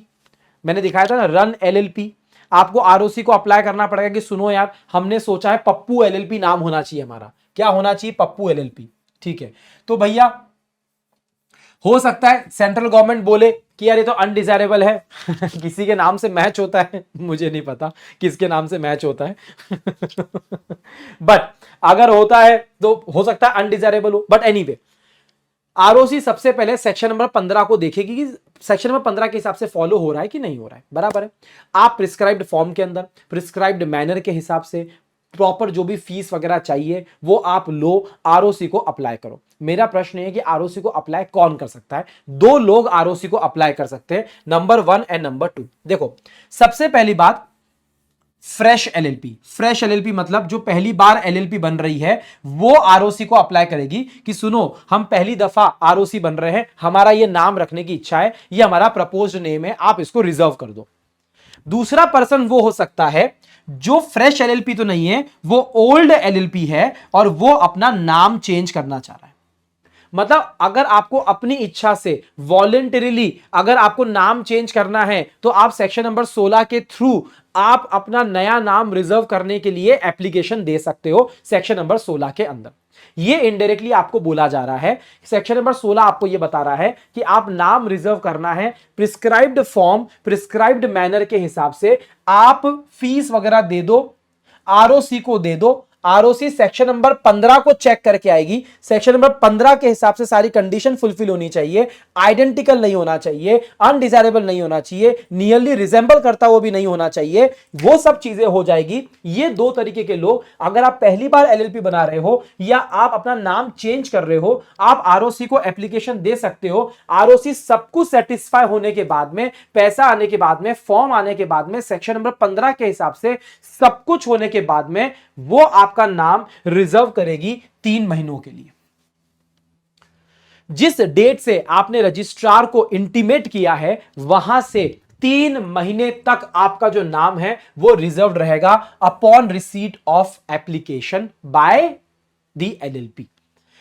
3 महीने के अंदर आप सारी प्रोसेस कंप्लीट कर लो, 3 महीने तक वो नाम आपका रहेगा। अगर 3 महीने तक आपका इनकॉर्पोरेशन कंप्लीट नहीं हुआ तो फिर ये नाम और किसी के पास में चले जाएगा। Then everyone is open to use it however they want. ठीक है, इसी को मैंने मेरी 3 स्टार शीट के अंदर लिख दिया है कि अगर रजिस्ट्रार सेटिस्फाई हो जाता है सेक्शन नंबर 15 के हिसाब से और उसको एप्लीकेशन मिलती है प्रिस्क्राइब्ड पेमेंट होने पर, फीस मिलने पर, फॉर्म होने पर, तो रजिस्ट्रार नया एलएलपी को या चेंज वाले केस को कितने पीरियड के लिए, 3 महीने के पीरियड के लिए आपका नाम को रिजर्व करेंगे।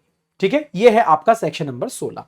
अब मेरी बात सुनना, सेक्शन नंबर 16 के लिए कुछ चिंदी चिंदी एक क्वेश्चन है, आपको प्रैक्टिस पर्पस के लिए करना हो तो आपके मॉड्यूल में दे रखा है, तो आप ये कर लेना, कोई दिक्कत की बात नहीं है। पर मुझे बात करना है सेक्शन नंबर 17 के ऊपर, जो कि बहुत ही इंपॉर्टेंट है और यहां से क्वेश्चन आ सकता है। Come on let's see.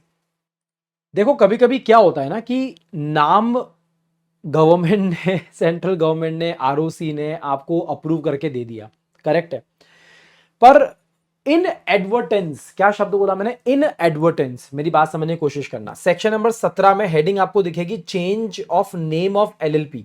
देखो अगर मैं इस सेक्शन को आप लोगों को कोर लैंग्वेज दिखाऊंगा तो आपको कुछ चीजें कम समझ में आएगी। मैंने स्क्रीनशॉट डाला है मेरी बुक का, मेरे साथ में कॉन्सेप्ट समझना, मैंने जो पूरा एक चार्ट तैयार किया उससे आपको सब कुछ समझ में आ जाएगा। बट मैं आपको बताना चाह रहा हूं कि सेक्शन नंबर 17 में घुसेगा कौन, सेक्शन नंबर 17 में किसकी एंट्री हो रही है, यहां पर नाम चेंज करने का ऑर्डर क्यों दिया जा रहा है। क्या बोला मैंने, नाम चेंज करने का ऑर्डर क्यों किया जा रहा है। देखो अगर तुमको खुद की तुम्हारी इच्छा से नाम चेंज करना है ना, तो तुम 16 के अंदर वापिस से नया नाम रिजर्व करने के लिए अप्लाई कर सकते हो, अगर आपको याद आ रहा हो तो, करेक्ट है। बट यहां पर ना चेंज ऑफ एलएलपी का नाम का ऑर्डर दिया जा रहा है। देखो सबसे पहले हमको 15 और 16 को साइड में रखना पड़ेगा। इन्होंने स्टार्टिंग यहां से करी है, not with standing section 15 and section number 16। Not with standing मतलब थोड़ा सा साइड में रखो, इग्नोर करो, उन दोनों को अभी आपको देखने की जरूरत नहीं है, उन दोनों को आपको देखने की जरूरत नहीं है। 15-16 में जो हुआ हो वो हुआ हो। अगर किसी भी कारण की वजह से, किसी भी गलती की वजह से, कोई भी रीजन की वजह से, इसको बोलते हैं, इसके लिए एक शब्द है इन एडवर्टेंस। क्या शब्द है इसके लिए, इन एडवर्टेंस। मतलब अगर किसी भी रीजन की वजह से सेंट्रल गवर्नमेंट ने आरओसी के थ्रू आपका नाम अप्रूव कर दिया है, स्टेप नंबर 1, मेरी बात समझने की कोशिश करना, आपका नाम अप्रूव कर दिया गया है, ठीक है। लेकिन जैसे आपका नाम अप्रूव हुआ, आपका एलएलपी रजिस्टर हो गया, आपको आपका सर्टिफिकेट ऑफ इनकॉर्पोरेशन मिल गया, लेकिन हमको मालूम चला कि आपका जो नाम है वो किसी दूसरी एलएलपी से, किसी दूसरी बॉडी कॉर्पोरेट से, किसी दूसरे रजिस्टर्ड ट्रेडमार्क से मैच हो रहा है, आइडेंटिकल है, रिजेंबल कर रहा है, जो भी। आपको बात समझ में आई। 15, सर ऐसा कैसे हो सकता है, सेक्शन नंबर 15 को सेटिस्फाई करके तो 16 के अंदर। अरे भाई मैं समझ रहा हूं, अगर 15 को ढंग से फॉलो किया होता तो आपको 16 के अंदर नाम रिजर्व होता और सारा काम ढंग से होता, पर वो नहीं हुआ, इसलिए तो हमने लिखा ऊपर कि not with standing section number 15 and 16, किसी भी कारणवश इन एडवर्टेंस की वजह से अगर आपका नाम अप्रूव हो जाता है और बाद में मालूम चलता है कि ये तो आइडेंटिकल निकला, ये तो दूसरी एलएलपी से, दूसरे बॉडी कॉर्पोरेट से, दूसरे रजिस्टर्ड ट्रेडमार्क से मैच करता हुआ निकला, अब क्या करोगे। अब कुछ नहीं करेंगे। ऐसी स्थिति में क्या होगा मैं आपको बताता हूं। लेट्स से मैंने एलएलपी बनाई और मेरे एलएलपी के नाम का ऑलरेडी एक एलएलपी रजिस्टर्ड है, करेक्ट है। मैंने एलएलपी बनाई और मेरे एलएलपी का नाम मैच करता है किसी रजिस्टर्ड ट्रेडमार्क से। देखो ट्रेडमार्क अलग होता है और कंपनी का नाम अलग होता है, आप लोग बात समझना।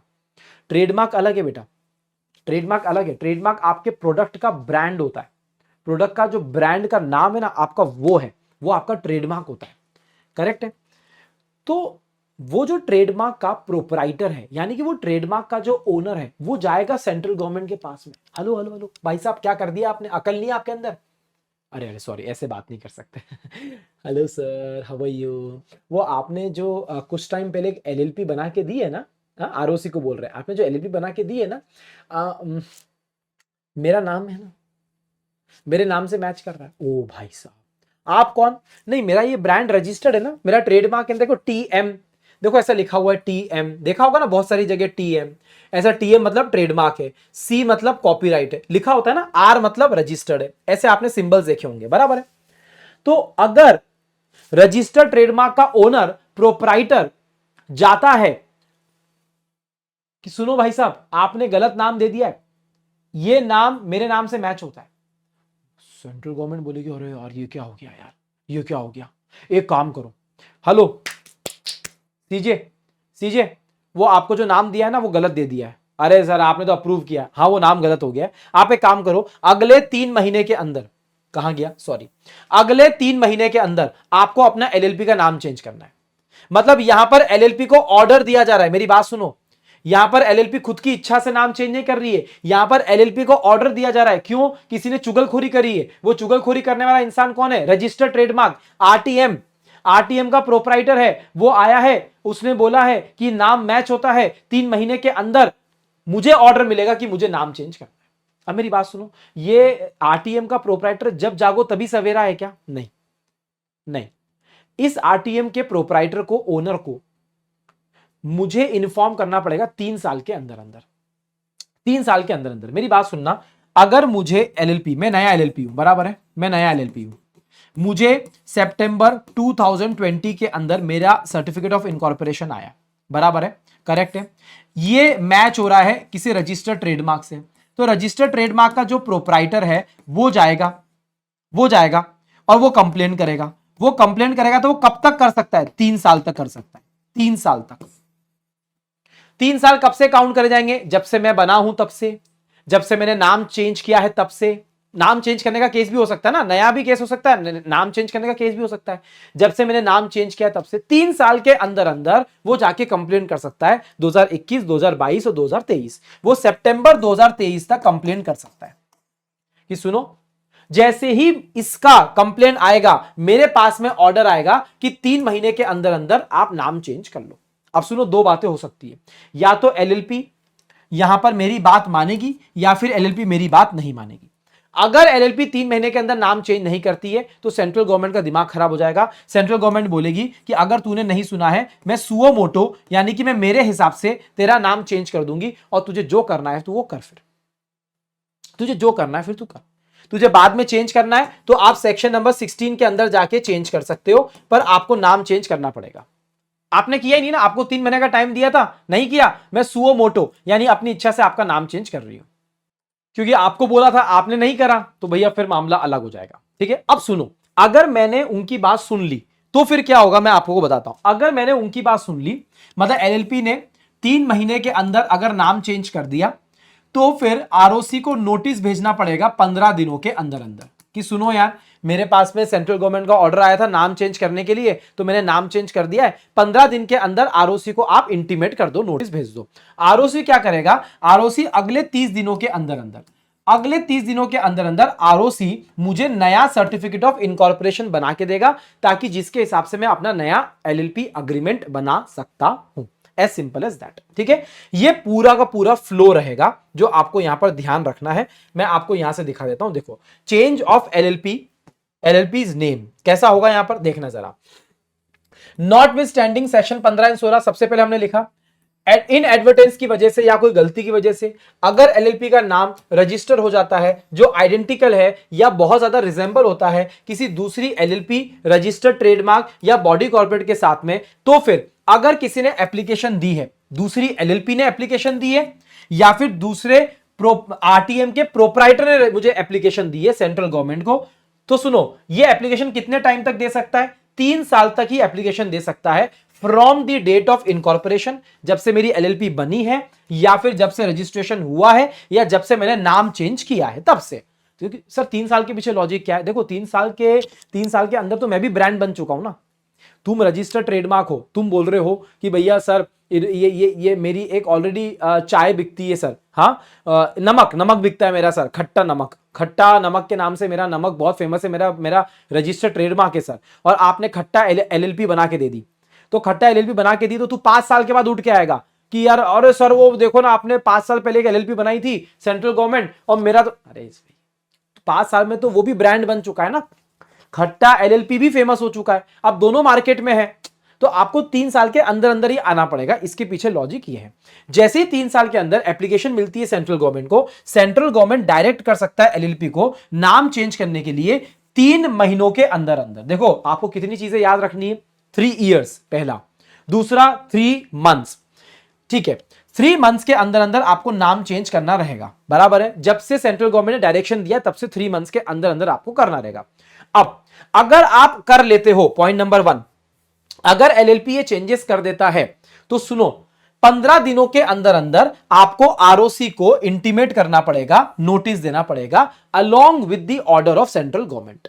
सेंट्रल गवर्नमेंट का ऑर्डर आया था, मैंने नाम चेंज कर दिया है, नाम चेंज करे मुझे 15 दिन भी नहीं हुए, आरओसी ये लीजिए, मैंने अपना नाम चेंज कर दिया है। आरओसी बोलेगा अच्छा ठीक है, मुझे क्या करना है, हाँ अच्छा सारी चीजें आप दे दो। अब आरओसी क्या करेगा, रजिस्ट्रार क्या करेगा, रजिस्ट्रार नेसेसरी चेंजेस करेगा जहां जहां जरूरत है, और नया सर्टिफिकेट ऑफ इनकॉर्पोरेशन अगले 30 दिनों के अंदर अंदर वो आपको इशू करेगा। और इस नए सर्टिफिकेट ऑफ इनकॉर्पोरेशन को आप यूज करके आप एलएलपी का अग्रीमेंट के अंदर आप चेंजेस कर सकते हो, नया एलएलपी अग्रीमेंट बना सकते हो।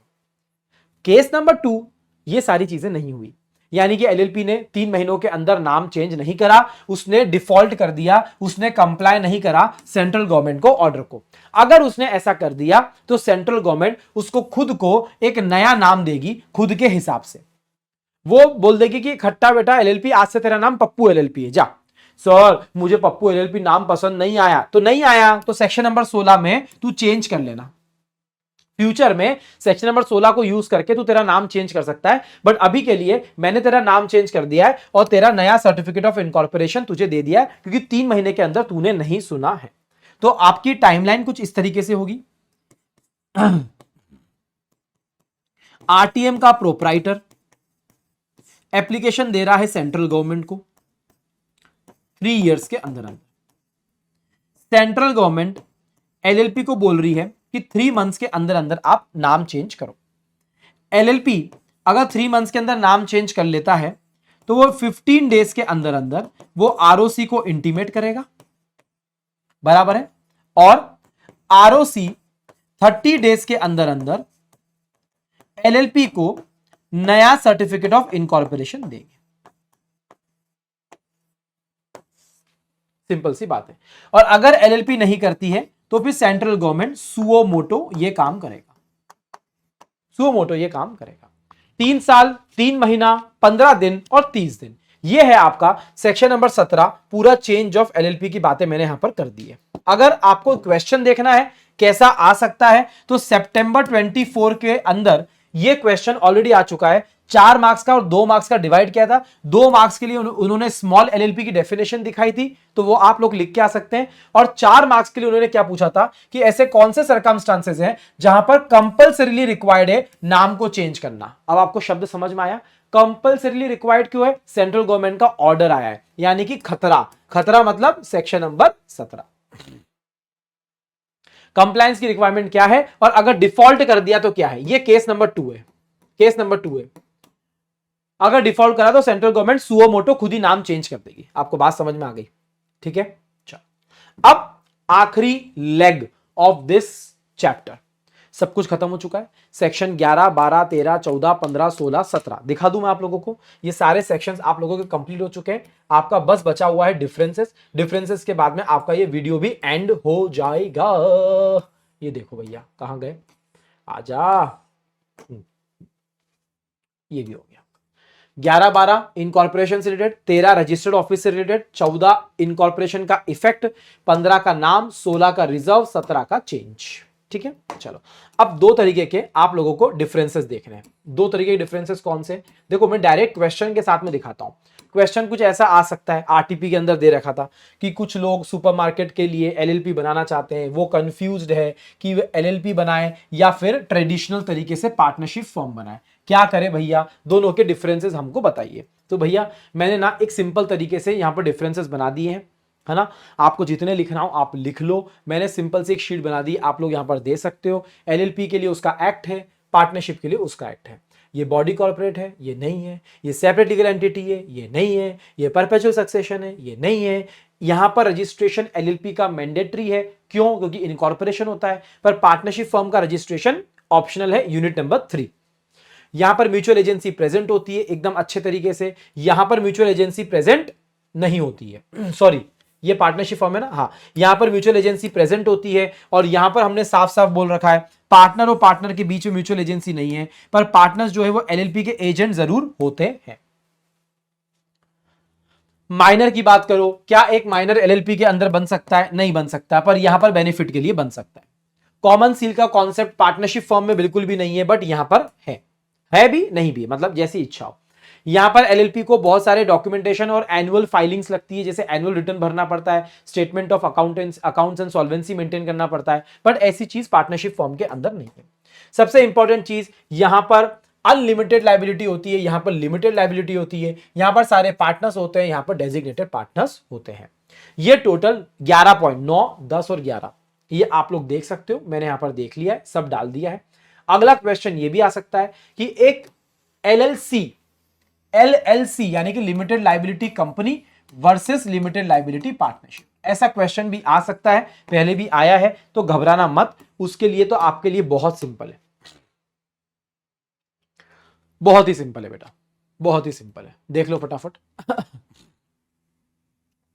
ऑब्वियसली दोनों के लिए एक्ट बने हुए हैं, यहां पर पार्टनर्स होते हैं, यहां पर मेंबर्स होते हैं, यहां पर अग्रीमेंट होता है, ये तो रजिस्ट्रेशन करके बनता है, ये एलएलपी अग्रीमेंट से बनता है ना। यहां पर डेजिग्नेटेड पार्टनर मैनेजमेंट संभालते हैं, यहां पर board of directors, minimum partners और मेंबर्स आप लोगों को पता है, मैक्सिमम में कोई लिमिट नहीं है, पर कंपनी के केस में अलग अलग लिमिट है। यहां पर नाम के पीछे एलएलपी लगाना है, यहां पर प्राइवेट लिमिटेड, लिमिटेड, ओपीसी वगैरह वगैरह सारी चीजें आप लगा सकते हो, बराबर है।